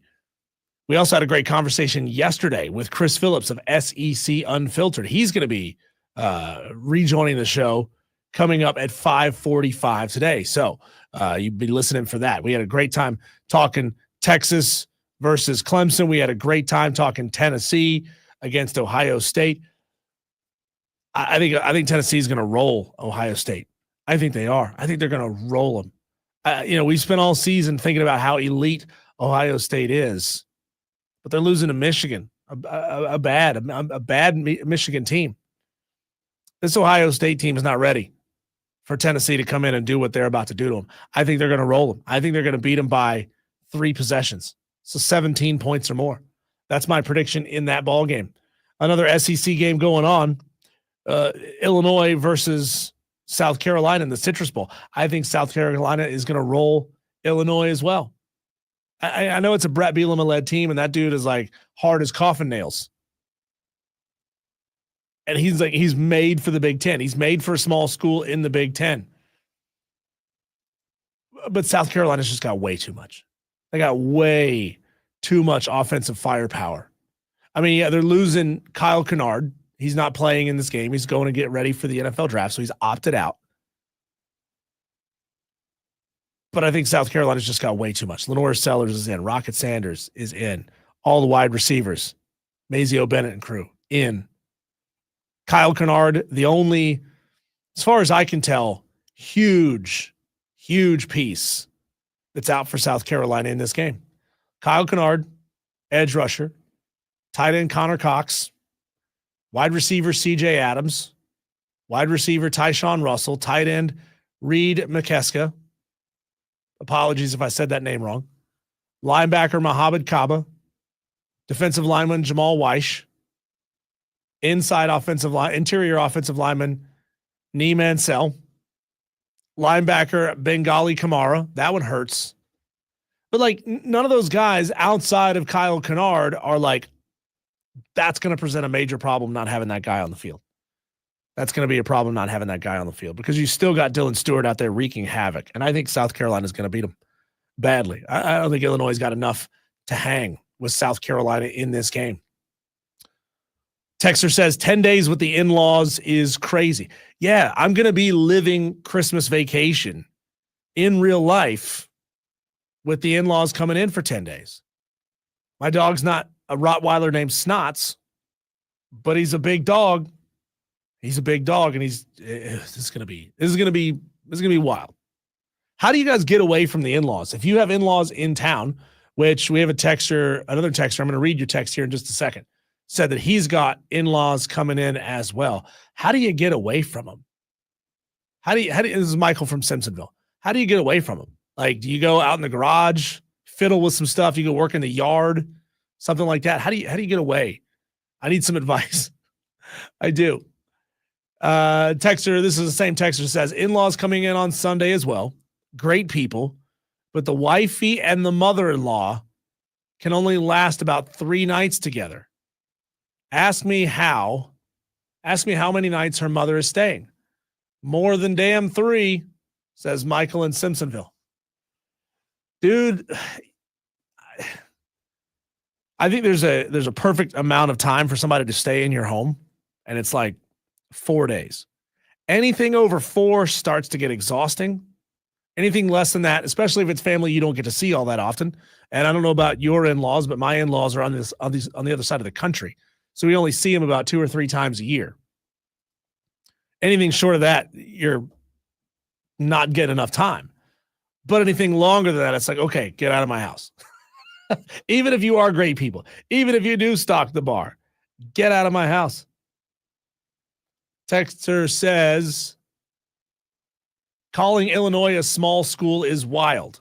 I'm talking about their profile in the football landscape. Come on, Texter. Don't twist my words. You knew what I meant. I understand it's a Big Ten school. I understand there's probably like 60,000 students at the University of Illinois. All those Big Ten schools are like that, right? A crap ton of students. I'm just saying that they don't have this history of elite football at Illinois. You knew what I meant. Coach AJ is going Louisiana over TCU for 13 points in the Upset Picks Challenge. Twisted Whisker says, give me Vanderbilt +3 over Georgia Tech. I assume Diego Pavia is playing in this game, Twisted Whisker, and you know that. Diego Pavia also just got his injunction granted so that his JUCO year doesn't count. Talked about that earlier. I think that's a bad precedent to set. Now we're going to give all these guys an extra year if they just go play JUCO. Somebody's going to find a way to take advantage of that, and then they're going to have to close that loophole. Texter says, my dad and I just go play golf or go to the bar. Problem is, like, next week or so is going to be cold. It's going to be too cold to go play golf. Maybe go to the shooting range instead. I think that's what I'm going to do. Great way to blow off some steam. Lefty Tiger says, having good in-laws is the best. Mine love me more than their own daughter. But they live 12 minutes down the road, so I don't have to worry about them staying. Yeah, my family lives 2 hours away, so I don't see them all that often either. I know that's not that far, but for me, in a Jeep, no way. No way. Texter says downstairs garage with a beer fridge. Also, my father-in-law is ready to go hit golf balls at any given minute. That comes from Michael in Simpsonville. See, that's good. That's good. Like, you spend time together, you're broing out, but you don't actually have to speak to one another because you're on different bays, a couple bays apart. Oh, darn. These two are taken. We have to stand 2 bays apart. Now you're just going to hit golf balls. Texter says, volunteer to go get anything and take your time. Go to multiple stores. Take the father-in-law away. Take the father-in-law with you. Well, if I'm trying to get away from the family, I'm not going with anybody. I'm not taking anybody. Texter says, don't see a pick I love, so I'll go with chaos. Give me North Carolina +6 over UConn. That comes from Clemson Oculus. Welcome into the challenge, Clemson Oculus. Twisted Whisker did get his in. Coach AJ going Louisiana over TCU. Philip Rollins going with the same game. Jenna, I can't say your last name on the air because I know what you're trying to do to me. Taking SMU +8.5. I don't know if that's a real pick or not, but we're going to put you on the list. And you know what? If you hit, you might end up on the final graphic. You and Gravy should hang out. I'm telling you. Wire to wire with Diesel and Cole Bryson. On the other side of the break, all these wild stories coming out of New Jersey, right, about these drones. The NFL is finally doing something about it. And you know the federal government, they don't do anything about anything until a really rich organization starts to have a problem with it. Roger Goodell getting involved with the drone issue. We'll talk about that next. 97.7 FM in Greenville, 97.1 FM in Spartanburg. Everywhere you are on the free Odyssey app and at thefanupstate.com.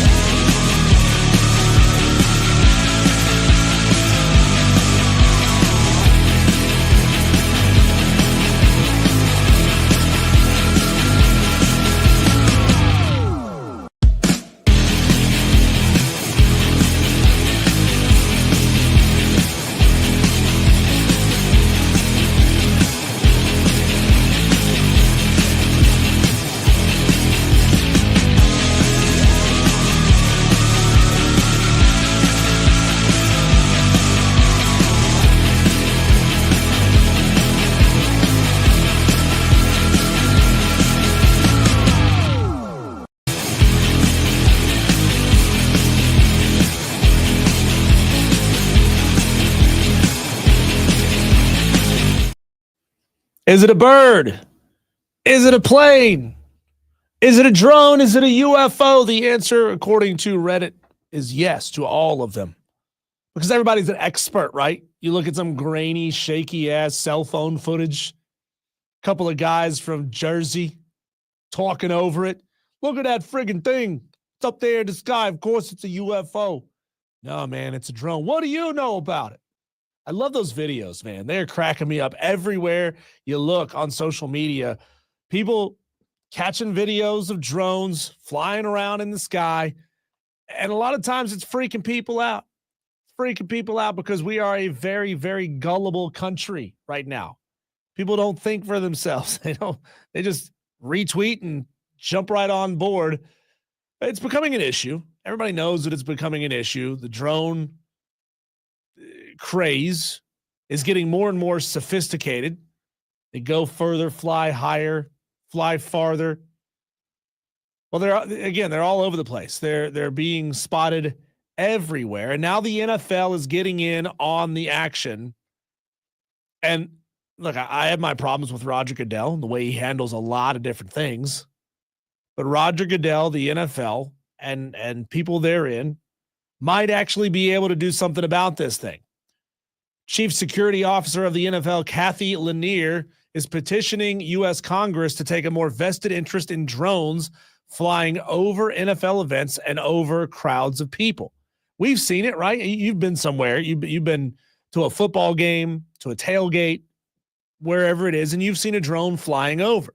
It's usually some guy with a GoPro trying to capture some video for his Facebook page or his Instagram. Usually no real harm in that, but it also could be a problem if the guy loses control and he smacks somebody in the forehead with a drone. That's a big time problem. Well, the NFL is now starting to take this very, very seriously and it being a severe security threat.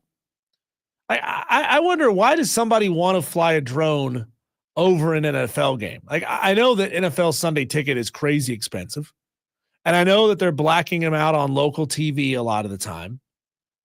And I know you're not going to spend the money on all the subscriptions that it takes to watch all of your teams.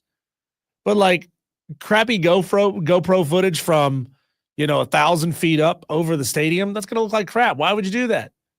You're just going to get your drone shot down. Kathy Lanier, again, Chief Security Officer for the NFL, said, quote, over the past several years, an increasing number of drones have flown into restricted airspace during NFL games.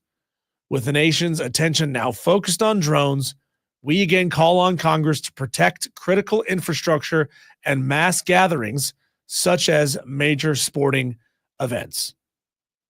I think a lot of times it is just some well-meaning individual who's not trying to cause a ruckus, who's not trying to hurt people, who's not trying to freak people out. But I'm telling you, it does. And what happens when it's somebody who doesn't have everybody's best interests at heart? When it's not just some hobbyist, when it's somebody whose goal it is to hurt somebody. I mean, I remember being at Concert for Carolinas and seeing snipers positioned on top of the scoreboard at Bank of America Stadium. And it kind of freaked me out. I kind of think the same things when I see a drone flying overhead. Like, what the hell is that thing doing here? Is it a police drone?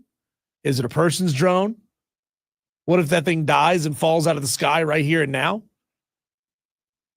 It's an issue, and the NFL is finally taking it seriously. Commissioner Roger Goodell was reported to have met with congressional leaders on drones earlier this month. He said that in 2023, drones flying into airspace restricted due to ongoing games was up 12%. So more and more people are doing this. More and more people are flying their drones in. And it's like one of those things. It becomes a trend. It's, I saw footage on YouTube of somebody flying a drone over a game or over a race. So I want to do the same thing too.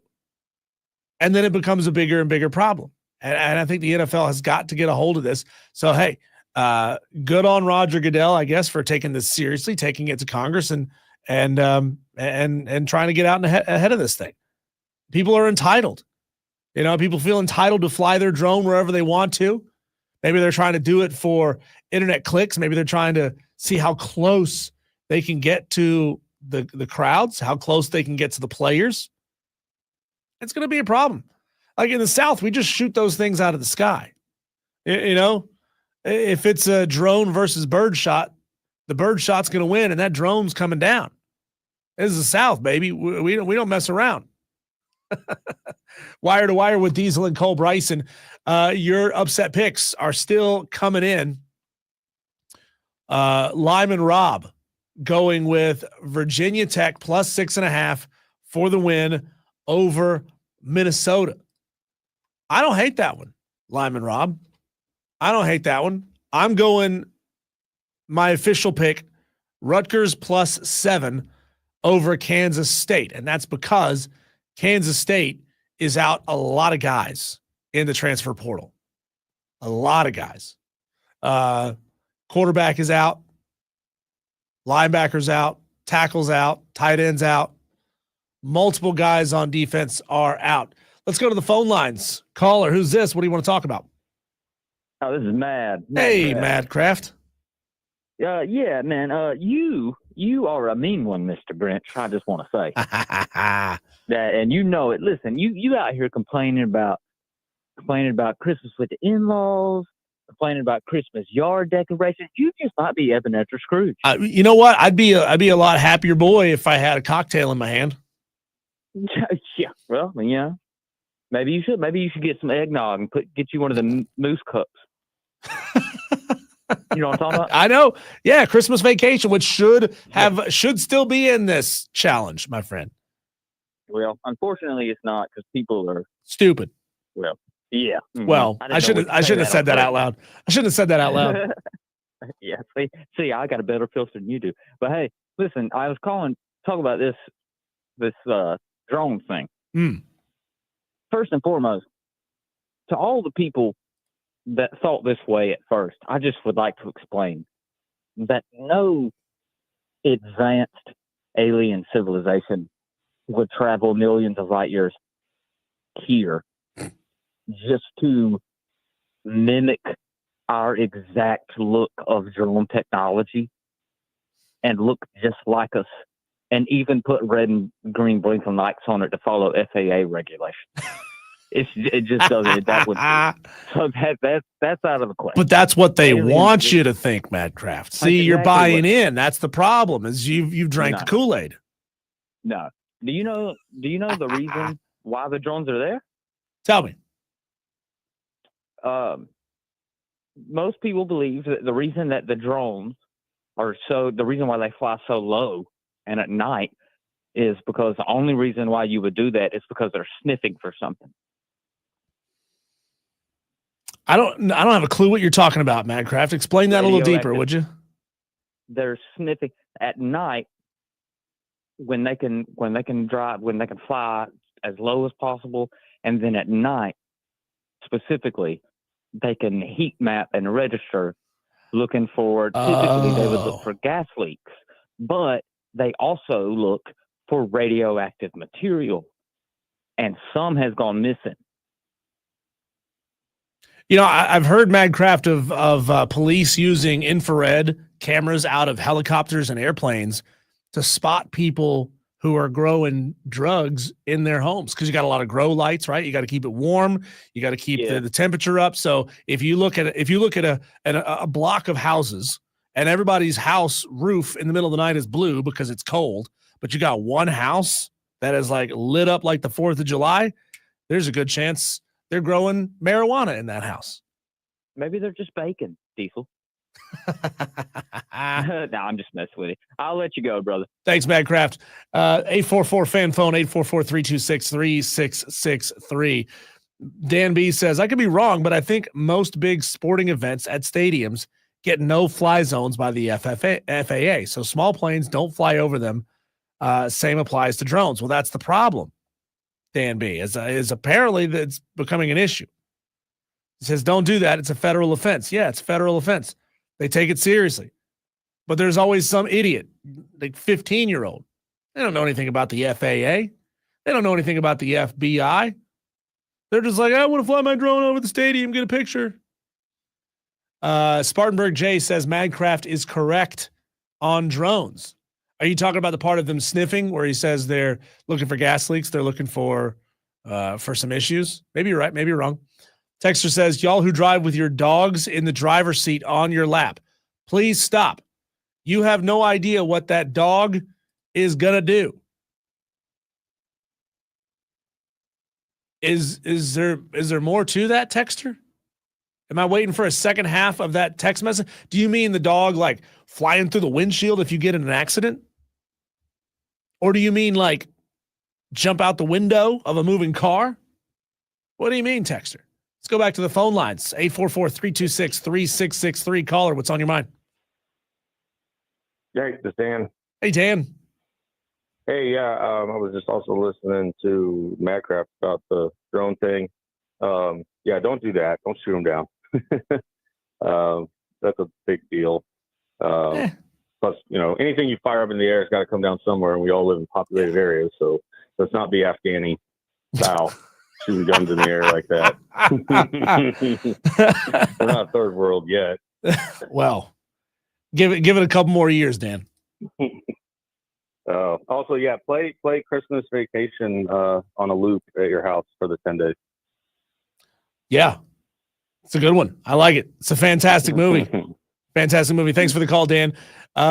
Get your text to me, 71307. Start your text with keyword fan. Reminder, we're going away from that at the beginning of the new year, starting on January 1st, which Cole and I are not going to be here on January 1st. It's company holiday.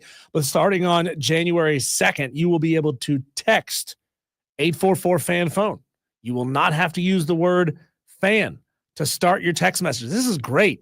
This is great because we get so many text messages that bleed over from our sister station, 98.9 WORD. We share a text line. We get a lot of bleed over from them. It's entertaining because you see what kind of wackadoo text messages they get on that station. But now you're going to be able to get directly to us.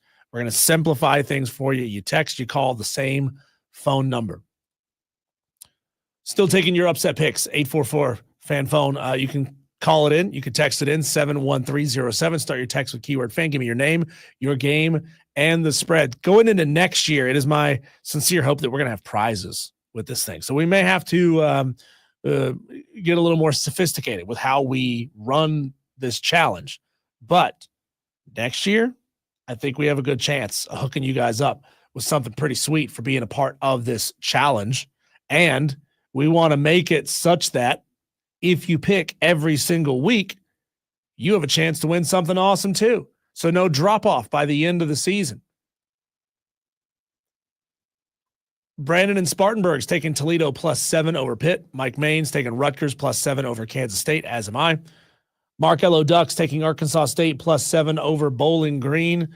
Like, I don't know enough about Bowling Green or Arkansas State to know if that's a good pick or not. Percy taking Navy plus Oklahoma over 9. That's going to be a really popular pick by the end of this thing because obviously Navy players can't opt out. They're not going anywhere. I mean, Navy and Army have a chance to put multiple good seasons together because their best players can't go anywhere outside of fulfilling their duty to this country by going off and completing their military service. When we come back, a great conversation that we had earlier on the show yesterday with Chris Phillips of SEC Unfiltered. We broke down the Texas Clemson game. We broke down South Carolina versus Illinois. We broke down Georgia in their game in the college football playoff. Lots to talk about with Chris Phillips. That's coming up next for you on the Fan Upstate. Unfiltered sports insanity on Wire to Wire with Cole, Bryson, and Diesel on the Fan Upstate.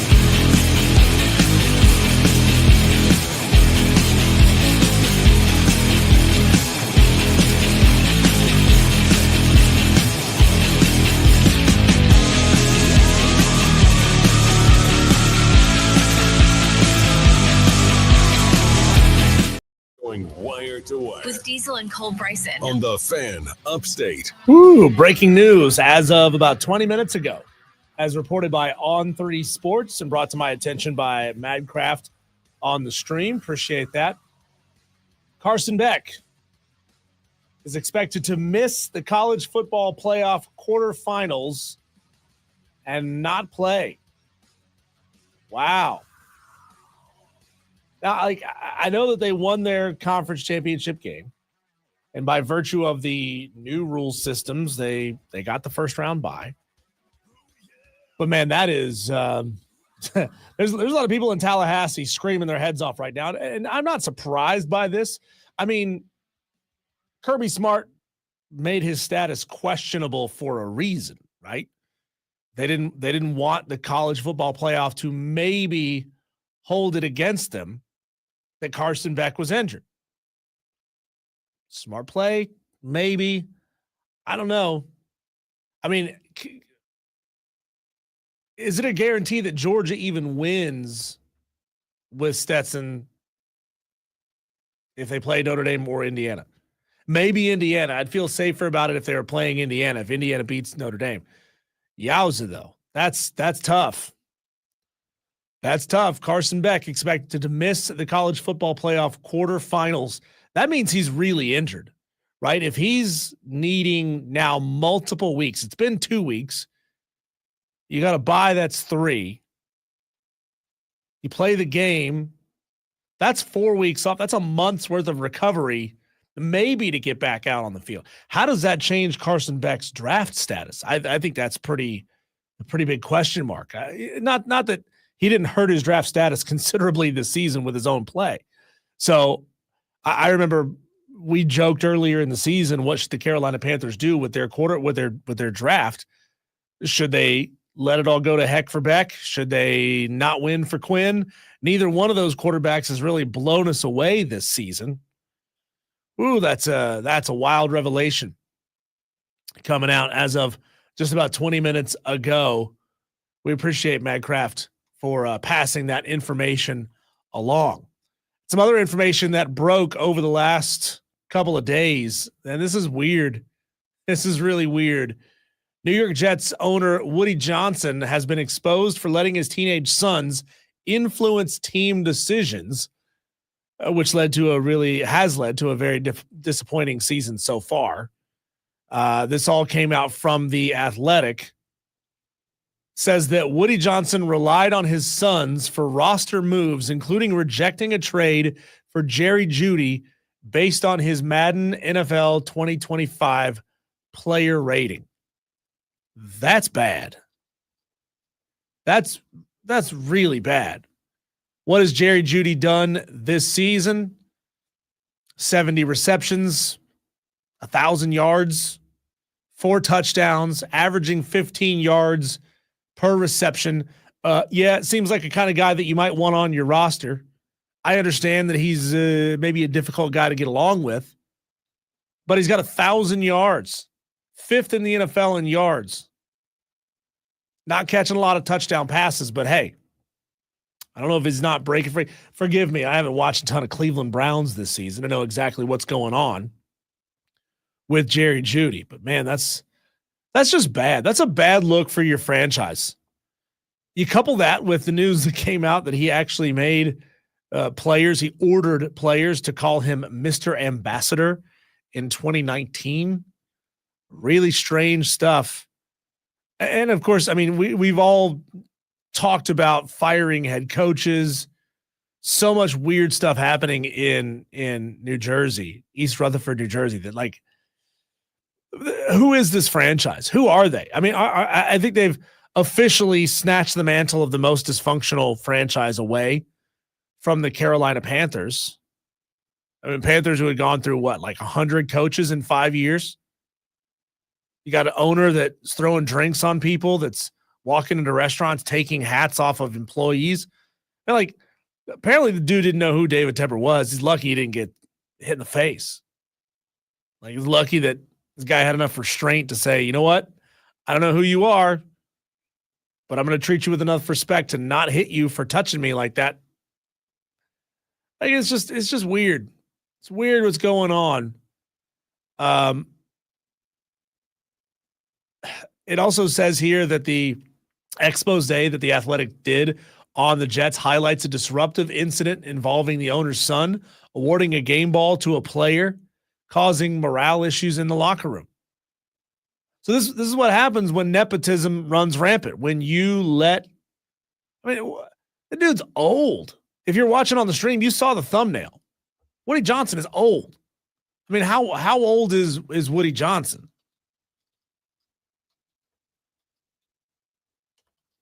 He is 77 years old. He's got a teenage son, sons plural.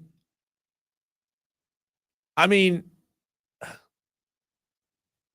let your teenage sons make decisions for your team. That's nepotism through and through. You got a GM, you got coaches, you got analysts, you got player personnel. You go over all of them and do what your teenage son told you to do because he saw a team's player's rating on Madden. Come on. And I guess that means I owe Aaron Rodgers a little bit of an apology.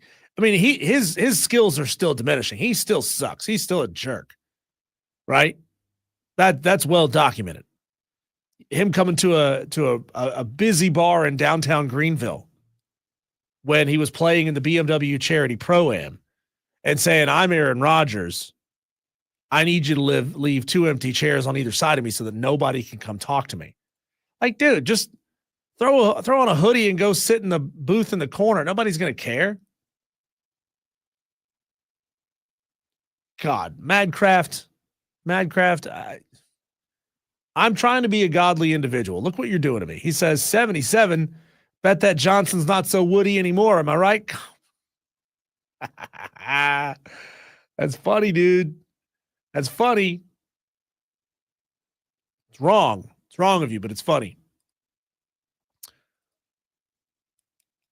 Aaron Rodgers is a grade A jerk. Feels like he's the smartest guy in the room everywhere he goes.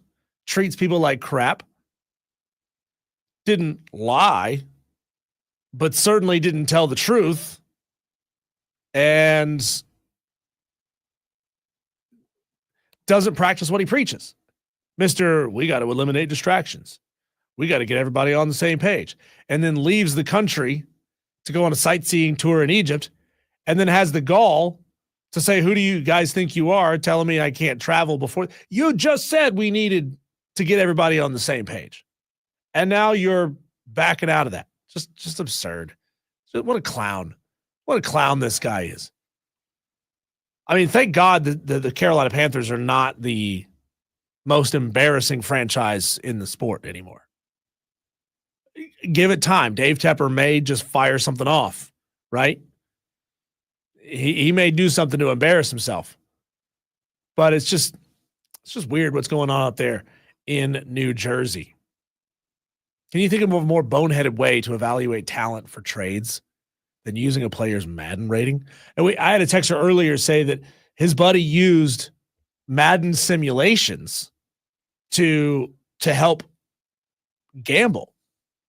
I'm not really sure how to do that because I don't have a PlayStation. I don't play Madden.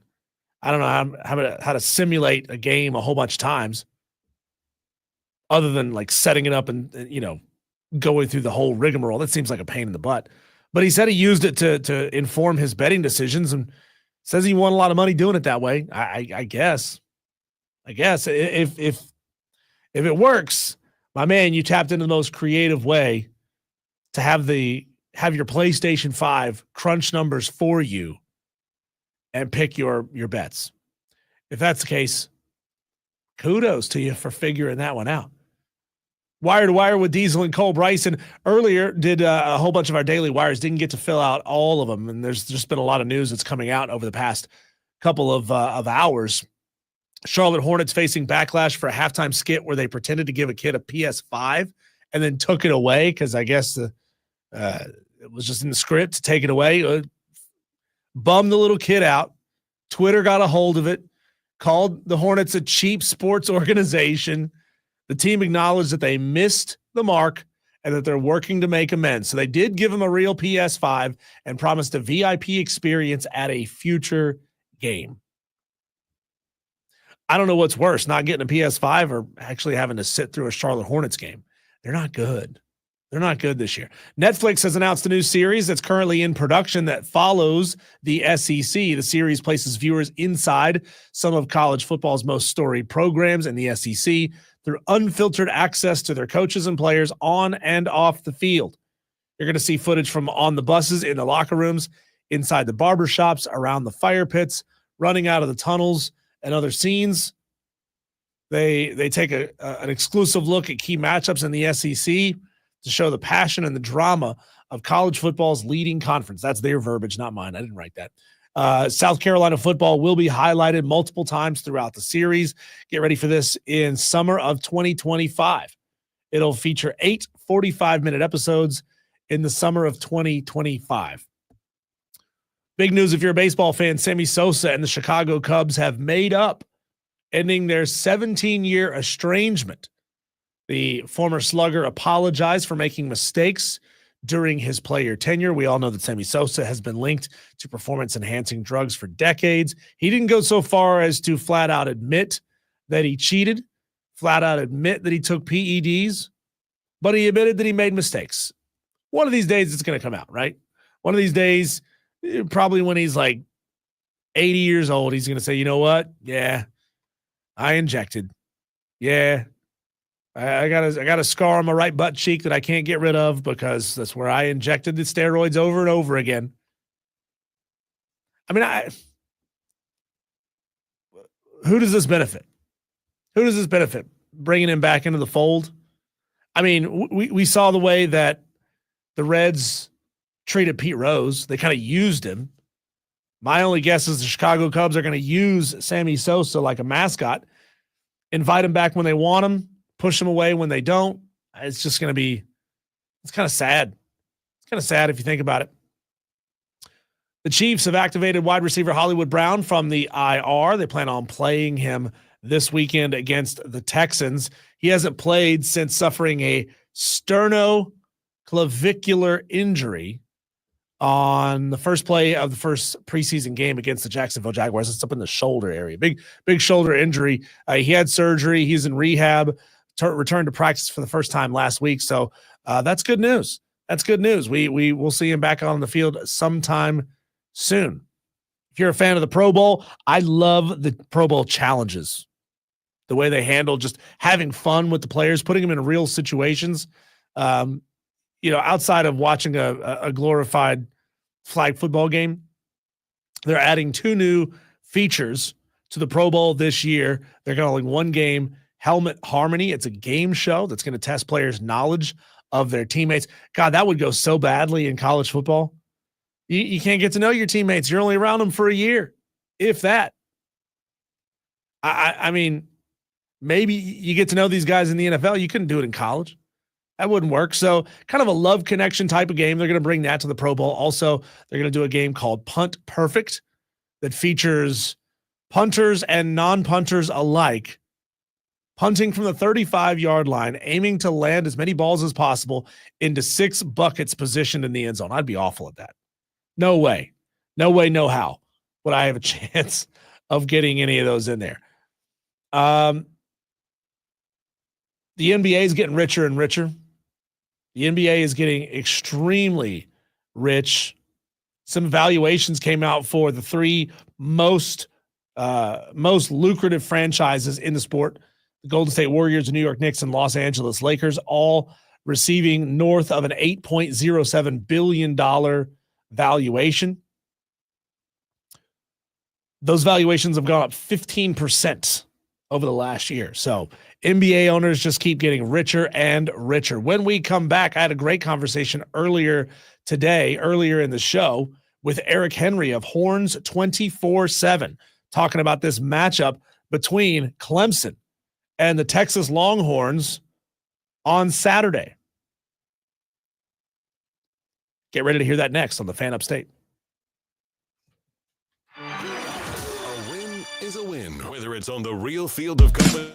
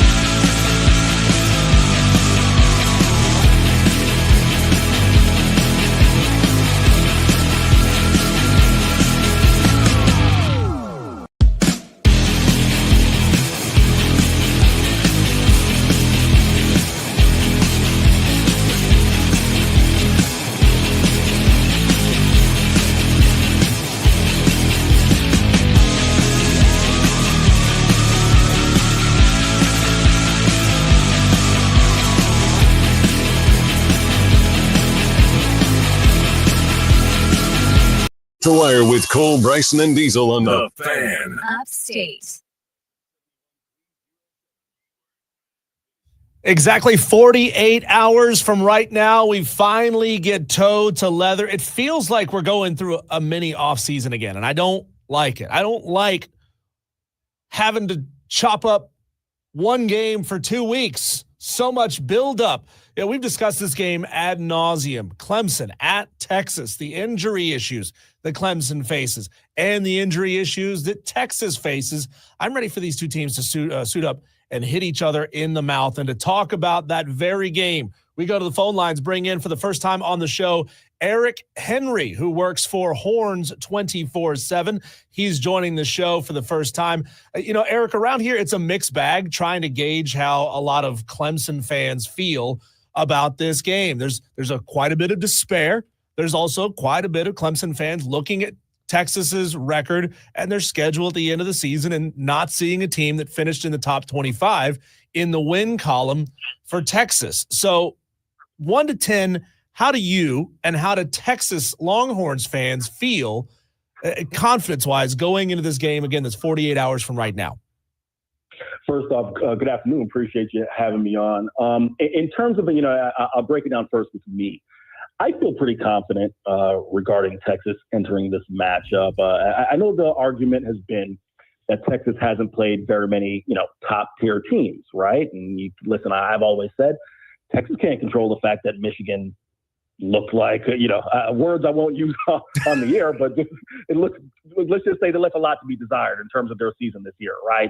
That's not something that's in Texas's control. The same thing for Oklahoma. I think Texas went out and took care of business against most of the teams they should have. The obvious exception is the way they performed twice against Georgia. If you want to kind of provide fire to that argument or ammunition to that argument, it would be the way they performed against Georgia. But I feel confident in Texas' ability to put forth their at least a version of their best game, because quite frankly, that's all it's been this year. It's been, especially the offense, a version of their best game. The defense has been there all year. The offense has been a mixed bag. Now, if you ask Texas fans that question, I think they're cautiously optimistic. I think, again, they feel very confident that Texas' defense, you can say, same thing. They haven't faced, quote unquote, the premier top SEC teams. But I also think the way that Texas' defense has gone on and performed has been consistent all the way through, including against Georgia. I think they feel confident, but they're cautiously optimistic about the offense. Eric, how are you feeling about Quinn Ewers' ability to, physically bounce back off of that ankle injury? I know that Steve Sarkisian said that, he was feeling better coming out of the Georgia game than he was going into the Georgia game. So he's got maybe a little bit of residual physical issue going on with that ankle. I know a couple different Texas players have ankle issues, offensive line, wide receiver as well. And then how do you feel about his ability to kind of mentally bounce back coming off of that second loss to Georgia this year? Yeah, first, when you talk about the injuries, and I'll just cover it across the board, whether it's Quinn, left tackle Kelvin Banks, wide receiver Isaiah Bond. The feeling is that all of them are going to be good to go on Saturday. Now, definitely different degrees of good to go. Isaiah Bond, when we had, and it was a very brief open availability that Steve Sarkisian allowed for us on Monday in terms of their practice availability, Isaiah Bond did not participate in the media's portion. Kelvin Banks and Quinn Ewers did. In specificity to Quinn, I think he's going to be good. That ankle injury was just kind of weird timing because he just started to seem like he was, let's just say, trusting himself with that abdominal injury that cost him a couple of games in the middle of the year. Just starting to trust himself in terms of being willing to tuck it and run, specifically on third downs, an area that Quinn Ewers over the past 2 years has thrived, picking up timely first downs on third and longs when, the defense has been in man coverage and the defenders turned their back and he's willing to run and scramble. He just kind of was getting the feel back for that when the ankle situation happened. But Quinn seems to be fine. I think especially with a couple of weeks of rest, he's going to be okay and good to go. I think more than anything else, and I hate to psychoanalyze Quinn. I've never liked doing that in the 2 years I've been on the beat. But I think it's just going to be mental. I think it's Quinn getting that confidence back that he can be the guy who performed like he did prior to the abdominal injury, who looked like he was primed for a Heisman Trophy candidate type of year. But of course, we saw how things played out. They really kind of went off the rails post the injuries. Talking to Eric Henry, Horns 24/7 on the Texas Longhorns beat for the 24/7 network. How much is being made there in the state of Texas about the Cade Klubnik, Quinn Ewers rematch from the state championship game in 2020? There were some opportunities there. It's odd the way that the CFP decided to place both Clemson and SMU. There could have been an interesting storyline of putting SMU against Texas. I know it's been quite a while since those two teams have played each other. They maybe decided this based on a rematch of Cade versus Quinn. Is that a big deal? I know, high school football in the state of Texas is on a completely different level. Is that something that's a conversational buzz down there? Yeah, listen, it certainly is here in Austin. You talk about the fact that Cade Klubnik went to one of the premier programs here in Central Texas, Austin Westlake. Not only just, him coming back to his hometown, but the fact that it's really unique. You take a look at this matchup. You have Michael Taff, who's Texas safety, really good friends with Cade Klubnik, was a high school teammate of Cade, and now he's going to go against him. Ethan Burke, Colton Bosick, also Westlake chaps. They were all on one team together playing against Quinn Ewers' South Lake Carroll team, South Lake Carroll Dragons, and it was Westlake who got the better of South Lake that day. Actually, Michael Taff, now teammates with Quinn Ewers, picked off Quinn Ewers to kind of seal that game. So especially here in Central Texas, no, there's no doubt it is definitely a big-time storyline. All of the local TVs have been out to Westlake, wanted to talk to people. It was a talking point on Monday with Michael Taff when he had his media availability. So definitely a storyline coming into this. And I think, listen, especially, piggybacking off the question you asked me earlier in relation to Quinn Ewers, it's going to be a big storyline. It's not that Texas fans, quote unquote, wanted Cade Klubnik over Quinn Ewers. If my memory serves me correct in that recruitment, Texas was never a real factor. But you talk about a hometown kid coming home, and if he's able to lead DKR, Texas Memorial Stadium, with a win over a quarterback in Quinn Ewers, who I hate to say legacy, but his, kind of standing with Texas fans is very mixed right now. It's a storyline entering Saturday. Eric, how do you see Steve Sarkisian and DC Pete Kwiatkowski playing cat and mouse with Dabo, with Garrett Riley, and with Cade Klubnik, knowing that Clemson's offense is severely depleted at the running back position? Obviously, Cade can throw the ball all over the field. He's had lots of games this season where he put up just gigantic numbers throwing the football. But I can imagine that maybe there's a desire to hang back and see if you could put Clemson into some bad situations and get some turnovers over early and put this game away early.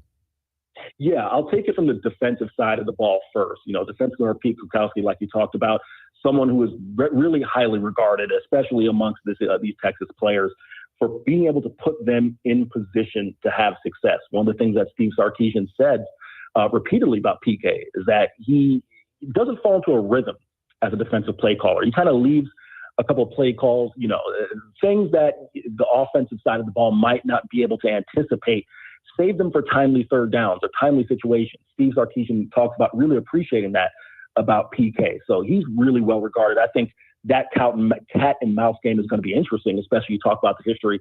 Garrett Riley having been at TCU, so obviously there's a measure of familiarity with the two coordinators. Now to flip it to the offensive side of the ball, that's where I think things get really interesting. I think this is, again, I don't want to be too dramatic and say it's a make or break type game, but I would go as far as to say a proving type of game for Steve Sarkisian, someone who, of course, is widely known as an offensive mastermind, one of the more creative offensive minds in college football. But I don't think it's out of bounds to say that Steve Sarkisian was, quite frankly, outcoached in the two meetings against Georgia. Kirby Smart, Glenn Schumann and company, of course, excellent defensive minds. Those games saw Steve Sarkisian, quite frankly, outdone, especially with Texas' inability to find 7 points instead of 3 in the red zone, most notably the SEC title game in which they just had to settle for too many field goals. So that's something that I think definitely is going to be interesting because Steve Sarkisian will want to show, hey, I can hack it with the best defensive minds in college football as well. He's going to have a huge opportunity on Saturday. Eric Henry of Horns 24/7 joining us here on Wire to Wire with Diesel and Cole Bryson. Certainly there's not a lot of shame in losing to a national championship winning coach in Dabo Swinney if that were to be the outcome of this game. But we all know that college football fans aren't exactly rational people. We see the way Ohio State fans feel about Ryan Day. He's got an absurd winning percentage, but he's not beating Michigan. So it drives them absolutely nuts. You got Penn State fans who feel like James Franklin just cannot win the big games. If Texas loses this game, Does that narrative start to twist and turn on Steve Sarkisian as well? I mean, I got to think the Texas fans are really happy with what he's done so far, but just how short of a leash does he have with Longhorns fans? That's a really interesting question. It's interesting you raise it because it's been a bit of a talking point over on our boards in terms of what is the feeling. And Steve Sarkisian, I'm just going to give you my 2 cents. Like I said, I've done this beat for 2 years, but I think you have to view Texas football in a broader scope, right? I mean, this is a program that prior to Steve Sarkisian's arrival, I don't think I'm out of bounds for saying this. They were bordering on, more or less irrelevance, kind of being a punchline. I look at them. I'm a native Floridian. I kind of look at them in terms of the years pre-Steve Sarkisian from 2009 up until Sark's arrival, very much in that same realm you view like Miami for the past 2 decades, to where you're leading off of your prior glory, but what were they in current college football times? Now, I say all that to say, you look at Steve Sarkisian getting Texas to back-to-back college football playoff appearances, back-to-back conference championship appearances, one conference championship trophy. It's something that he noted. I want to say it was, if memory serves me correct, entering the Texas A&M game. He was like, hey, guys, let's not forget, and this was his message to Longhorn Nation, let's not forget what it was for the last decade around here. So I think it shouldn't be a referendum on Steve Sarkisian should they lose. However, no Texas fan would be out of bounds in saying, hey, look at the amount of talent we've had the past 2 years. Double-digit NFL draft picks 2023 this year, going to be pushing that again, and to not come away with at least a national championship game appearance, it would be a fair critique, but I don't think it's one that it's all right. Well, all of a sudden, the clock is ticking on Steve Sarkisian, and do we need to go another direction? Because you saw what that direction was for the better part of the last decade and a half. Eric, one thing that really concerns me about Clemson's defense is their ability to get players down on the ground in space, or really the lack thereof. Certainly, they've got talent. Sammy Brown at linebacker is going to be a phenomenal talent as he grows and ages a little bit inside this Clemson program. Talk a little bit about Texas's run game and their ability to really bounce off of guys and pick up extra yardage, because if they can do that, this could be a very long day for Clemson. Texas's run game has been a really mixed bag this year. If you took a look at the early part of the year, let's just call it the first 6 games, they're relying really heavily on the chunk play. And quite frankly, if you take a look at Texas's 3 longest runs this year, they're from non-running backs. Arch Manning, Ryan Wingo, and Isaiah Bond. They're relying way too heavily on the chunk play. Then the emergence of Quintravian Wisener comes in, and they start getting more steady production in the run game, more consistent production in the run game. And that has allowed, as you kind of are alluding to, Quintravian Wisener is a bigger back, about 210 pounds. Certainly someone who usually you don't see the first guy bring him down. But I just would look no further to Texas's last outing. And I'm not comparing Georgia's defense this year to Clemson, but Texas's run game at times has disappeared in really timely moments. And it's something that I think I'd keep an eye on. So I guess the best way to answer that question is, it's in my mind, Texas's run game has the ability to be that type of, a unit that sure can break tackles and break out for really big, amounts of yards in a game, but they also have to show their own consistency because they haven't done that all year. Outside of the Texas A&M and Kentucky game, really, it's been hit or miss. Eric, where will you be for this game? Are you on field? Are you in the booth? Are you watching at home? Or are you going to be a man of the people out amongst the crowd? I think my boss, Kevin Ryan, and of course the other boss, Taylor Estes, shout out to her, they're listening. So I will not be out in the crowd. I hope they know that. I'll be in the press box. I wish Texas gave us field access, but we do not get field access as a local press box writer. So I will be in the press box. Can you give me a final score prediction? How do you feel about this one? Yeah. I thought the double-digit, line by Vegas was a little high, but Vegas didn't build all those big billings on being wrong. I see this being something around the realm of 28-14, 28-17, but I do believe Texas wins. He is Eric Henry Horns, 24/7. Awesome getting to bring you on the show for the very first time. And I appreciate your boss, Taylor Estes, for putting us together. She's been a longtime contributor on these airwaves. So I very much appreciate her just, hopping right to and getting me somebody that could come on and talk Horns football. Thank you so much, and enjoy the game on Saturday. Anytime. Appreciate you having me on, man. There you go. That is Eric Henry of Horns 24/7. I had a texter say, Derrick Henry? No, not Derrick Henry. Eric Henry of Horns 24/7. Make sure you look up the Horns 24/7 account. They do a fantastic job over there. Yeah, this game is it's going to be an interesting one. If Clemson somehow finds a way to win this football game, it certainly changes a lot with the narratives about Dabo Swinney and his methods maybe not being what they need to be. Look, you can make the argument certainly that they backdoored their way into this thing and they needed help. They needed a loss from a team in front of them. But hey, that's part of the game, right? It's part of standings. My team has been involved in situations like that. Your teams have been involved in situations like that. You didn't think that you were going to make the championship game, but then you did because, the season played out. That is part of it. We have breaking news here, and I appreciate our Tolos for being on top of this on the stream.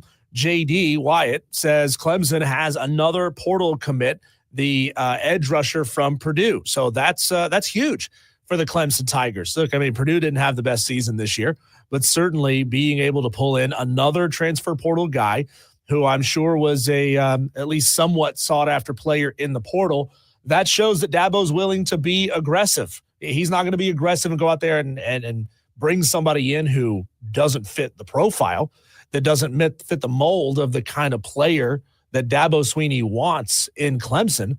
But the fact that now there's two portal players, one of them being an FCS wide receiver and now an edge rusher from a Power 5 program making their way into Clemson, that tells me that Dabo Swinney sees the writing on the wall. That Dabo Swinney realizes that you can't be as competitive as you want to be in modern college football if you're not at least using it a little bit.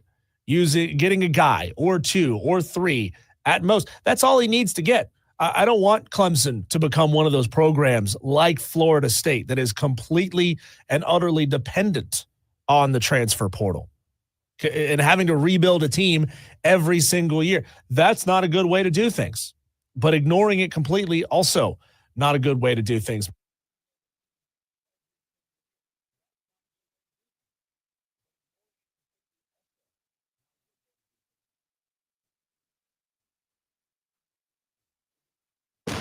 If you work a 9 to 5, you think you know better than career coaches making 100 times your salary? You're listening to the right show. This is Wire to Wire with Cole, Bryson, and Diesel on the Fan Upstate. I'm Chuck Sanders. Here's the Sports Flash presented by Progressive. The college football playoff gets underway this weekend. Friday, number 10 Indiana battles number 7 Notre Dame. Then on Saturday, it's number 11 SMU against number 6 Penn State. Number 12 Clemson battles number 5 Texas, while number 9 Tennessee squares off with number 8 Ohio State. Sunday afternoon, the 3-11 Panthers host the 7-7 Cardinals. Carolina's lost 4 in a row. Arizona still in contention for the NFC West title. A number of players sat out practice on Wednesday, most of them for rest. That included Josie Jewell, Chuba Hubbard, Xavier Woods, Adam Thielen, J.C. Horn, and Sam Franklin Jr. Wide receiver David Moore was limited with concussion issues, while running back Rasheem Blackshear was a full participant. He's dealing with a chest injury. NBA, the Hornets visit the Wizards. Charlotte's looking to snap a 2-game slide. Bundle auto and home, renters or condo, and save with Progressive. Download the Odyssey app, search the Fan Upstate, and listen anywhere on your phone. I'm Chuck Sanders. That's the Sports Flash on the Fan Upstate. From the Ingalls Market Studio, the Fan. The Fan Upstate. 97.7 FM Greenville. 97.1 FM Spartanburg. Always live on the free Odyssey app. Now, the Infinity Sports Network. Do you know the most important factor in your company's success? It's your people. They're the heart of your business. So how do you harness this potential? Insperity can help. From recruiting and onboarding to employee development and retention, we'll help you build a stronger, more resilient organization. See the difference the right approach to human resources can make, because how you HR matters. Find out more at Insperity.com/HR matters. Wire to Wire with Diesel and Cole Bryson.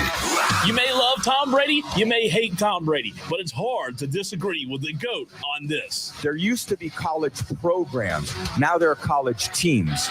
You're no longer learning a program, you're learning a playbook. And the program is ultimately like at Michigan. For me, that was a pro-style program. 5 years, I got to learn how to drop back pass. To be coach, I had to learn from being 7th quarterback on the depth chart to moving up to 3rd to ultimately being a starter. I had to learn all those things in college. That was development. Then I went to New England and I was developed by Coach Belichick and the offensive staff there. I didn't start my first year. I think it's just a tragedy that we're forcing these rookies to play early. But the reality is the only reason why they are is because we dumbed the game down, which has allowed them to play. Wire to Wire with Diesel and Cole Bryson. Turn on, leave on. Afternoons 3 to 7 on the Fan Upstate.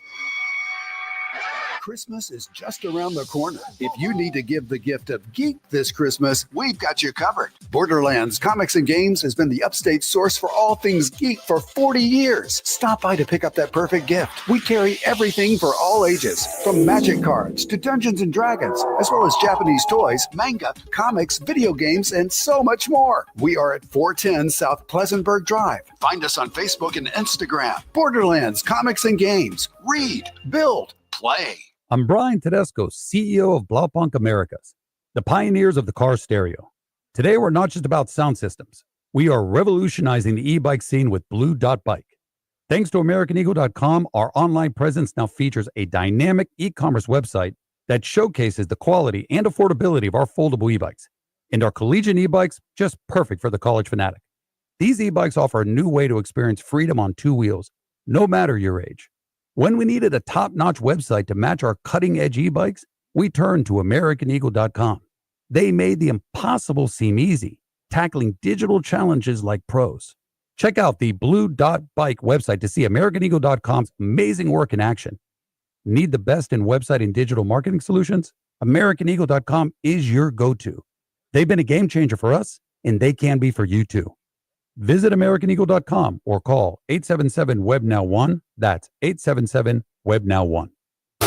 Your morning jolt of sports. It's the Rob Brown Show. We're talking to Chris Statlander from All Elite Wrestling. I have this weird question that I want to ask. When you're hanging with the best friends, I have a theory that Sue's minivan smells like popcorn. And so I'm just curious, does it smell like popcorn? I wish it did. I love popcorn. I was in it once and it did not smell like popcorn, but I wish it did. I love popcorn.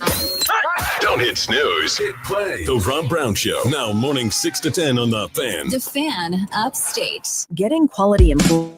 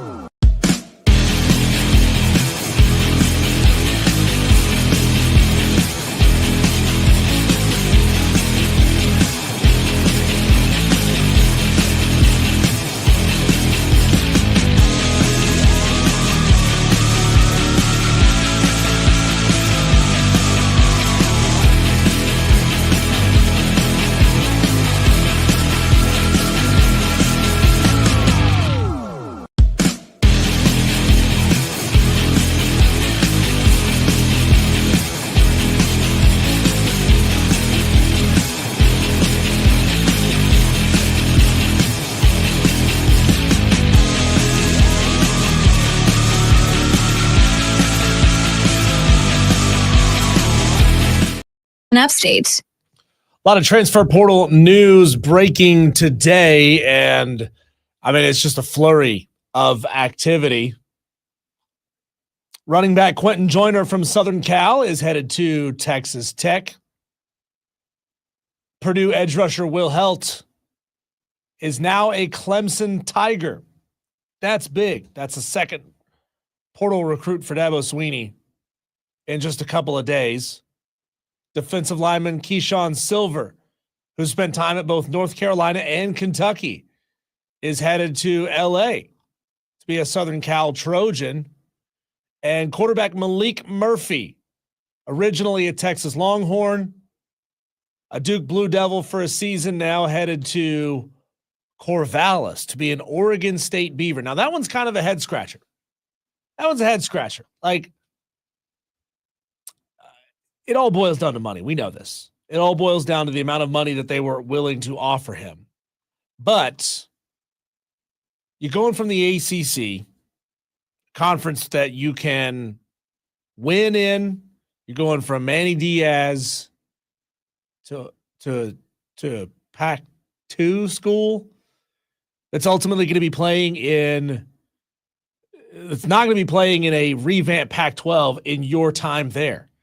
These guys are making some weird decisions, just weird decisions for money. And look, I mean, if I'm 20 years old, 21 years old, money is probably the only thing I really care about, right? I mean, I don't really care about situation. I don't care about conference. I don't care about fan base. I don't care about stadium.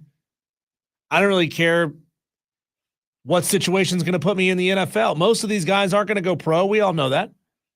Malik Murphy might have been a guy that could go a late round in the NFL draft, maybe. But like, you know, these guys are just cash grabbing what they can while they can. And they're making just odd decisions. It's Wire to Wire with Diesel and Cole Bryson taking your upset picks now through the end of the show. You've got just about 6.5 minutes left to text in 71307. Start your text with keyword fan. Give me your name, your game, and the spread. Right now, you're picking games that'll be played after Christmas. You won't be able to pick quarterfinal games in the college football playoff because we don't know who's going to be playing in those games. If you wanted to pick those, you would have had to do it by the end of the show yesterday. But today and tomorrow, you can pick games that are being played after Christmas. This is the end of the Upset Picks Challenge. And given the number of picks that we have in to this point, we normally average about 100 picks per week. A lot of y'all are going to end up with a -2. So don't miss out. Don't miss out on these. Scotty from BMW is taking SMU plus 8.5 to upset Penn State. That's his pre-Christmas bowl pick. He got that one in yesterday. I didn't get a chance to read it, but shout out to Scotty from BMW. Now, Scotty from BMW, have you given us your post-Christmas bowl pick? If you haven't done that, do it. It's Wire to Wire with Diesel and Cole Bryson. It's been kind of a strange news day with what's going on with the Jets in their 77-year-old owner letting his teenage sons make player acquisition decisions based on their Madden ratings. And it's not to say that that's necessarily a terrible metric to look at in a generalized sense. You may make a trade in a video game because of that, but not in real life. Not in real life. Madden ratings are somewhat accurate, but they're not. They can't replace decades of experience and talent scouting. And if you want to say they didn't go after Jerry Jeudy because he's been known to be a little iffy in the locker room, that's fine. But his Madden rating is not really the way that I would go about deciding not to pursue a player. This is big if you're an Atlanta Braves fan. Fox Carolina is going to be airing 15 Braves games next season. February 10th, pitchers and catchers will report. I'm getting a huge laugh out of what's going on Apple Maps. Tennessee fans apparently are gobbling up a ton of tickets to the Tennessee-Ohio State game, to the point where Tennessee is buying up a majority of the tickets on multiple platforms, like the reselling platforms. Ohio State fans, I guess, are just giving up their tickets to anybody who will buy them. There's this whole push like, oh, make sure you're selling them to an Ohio State fan. Find a way to verify. How do you do that? What do you ask them for who played quarterback for the Vols in 1956? They could Google that. Or for Ohio State in 56. They could Google that information. I don't know how you verify that. How you make sure that you don't sell your ticket to a Tennessee fan is you get your ass to the game. Forget making money, go to the game. It's wild, man. But they on Apple Maps, somebody hacked in and changed the name of Ohio State Stadium to Neyland North. It's beautiful. It's a beautiful thing. Tennessee fans are a special bunch. And I mean that in the best possible way. Special bunch. We saw what they were doing in the in that Jello Shot Challenge, that restaurant in Omaha, Nebraska, that bar in Omaha, Nebraska that sells Jello shots. They bought up a friggin' bajillion of them. This is going to be an interesting game. Out of these playoff games, I think that's the one I'm most intrigued to watch. A very good SEC team, but not a conference championship winner, against a very good Big Ten team. I think this is a very accurate representation of just the strength of these two conferences. And I think Tennessee is going to smack them around. I genuinely do. Tolos, get your upset picks to me, 71307. Dan B says he saw that on Apple Maps yesterday. It's good stuff, man. It's like whoever got on Apple Maps and changed the name of the bridge over 385 in Malden to the Harambe Memorial Bridge. It came down pretty quickly. They changed it pretty quickly, but it's just good fun. It's just good fun. You got to love college football. Hey, I appreciate all of our guests that we had on today. Chris Phillips of SEC Unfiltered had on a guest from Horns 24/7 earlier today. I reached out to Taylor Estes, a guest that we'd had on the show before, and she's now managing like a dozen 24/7 accounts. And she's like, I got you. I'll put you right in touch with our Horns 24/7 guy, the reporter that took her spot. And it was fantastic. Easy to deal with, easy to work with, and really appreciate Eric Henry's insight. Horns 24/7. It's kind of fun to go behind enemy lines and find out how they're feeling. Now he's confident, but he's not cocky. He's not cocky about Texas's chances to win this game. Feels good, but not calling for an outright blowout. I think I remember him saying about a 10-point differential is what he's expecting. And I think that's appropriate. I think that's right on. The spread's high. I don't think I would gamble on Texas to cover. I don't even know what the spread is up to now at this point, but it was at about 12 points. I wouldn't gamble on that. I think Clemson's going to be able to throw the ball around on them just a little bit. I think Cade Klubnik is going to use his legs, get out of the pocket, pick up some yards that way. That's going to keep Texas's defense just honest enough. But ultimately, I don't think it's going to be enough unless Texas has just one of those, oh my God, we've turned the ball over 3 times off of stupid mistakes kind of game, which would be choking. Texas would have to choke the game away, I think, for Clemson to win this one. Tomorrow, we'll get to the exciting conclusion and the final matchup in our Best Christmas Movie Bracket Challenge. Thanks for listening. This is Wire to Wire with Diesel and Cole Bryson on the Fan Upstate.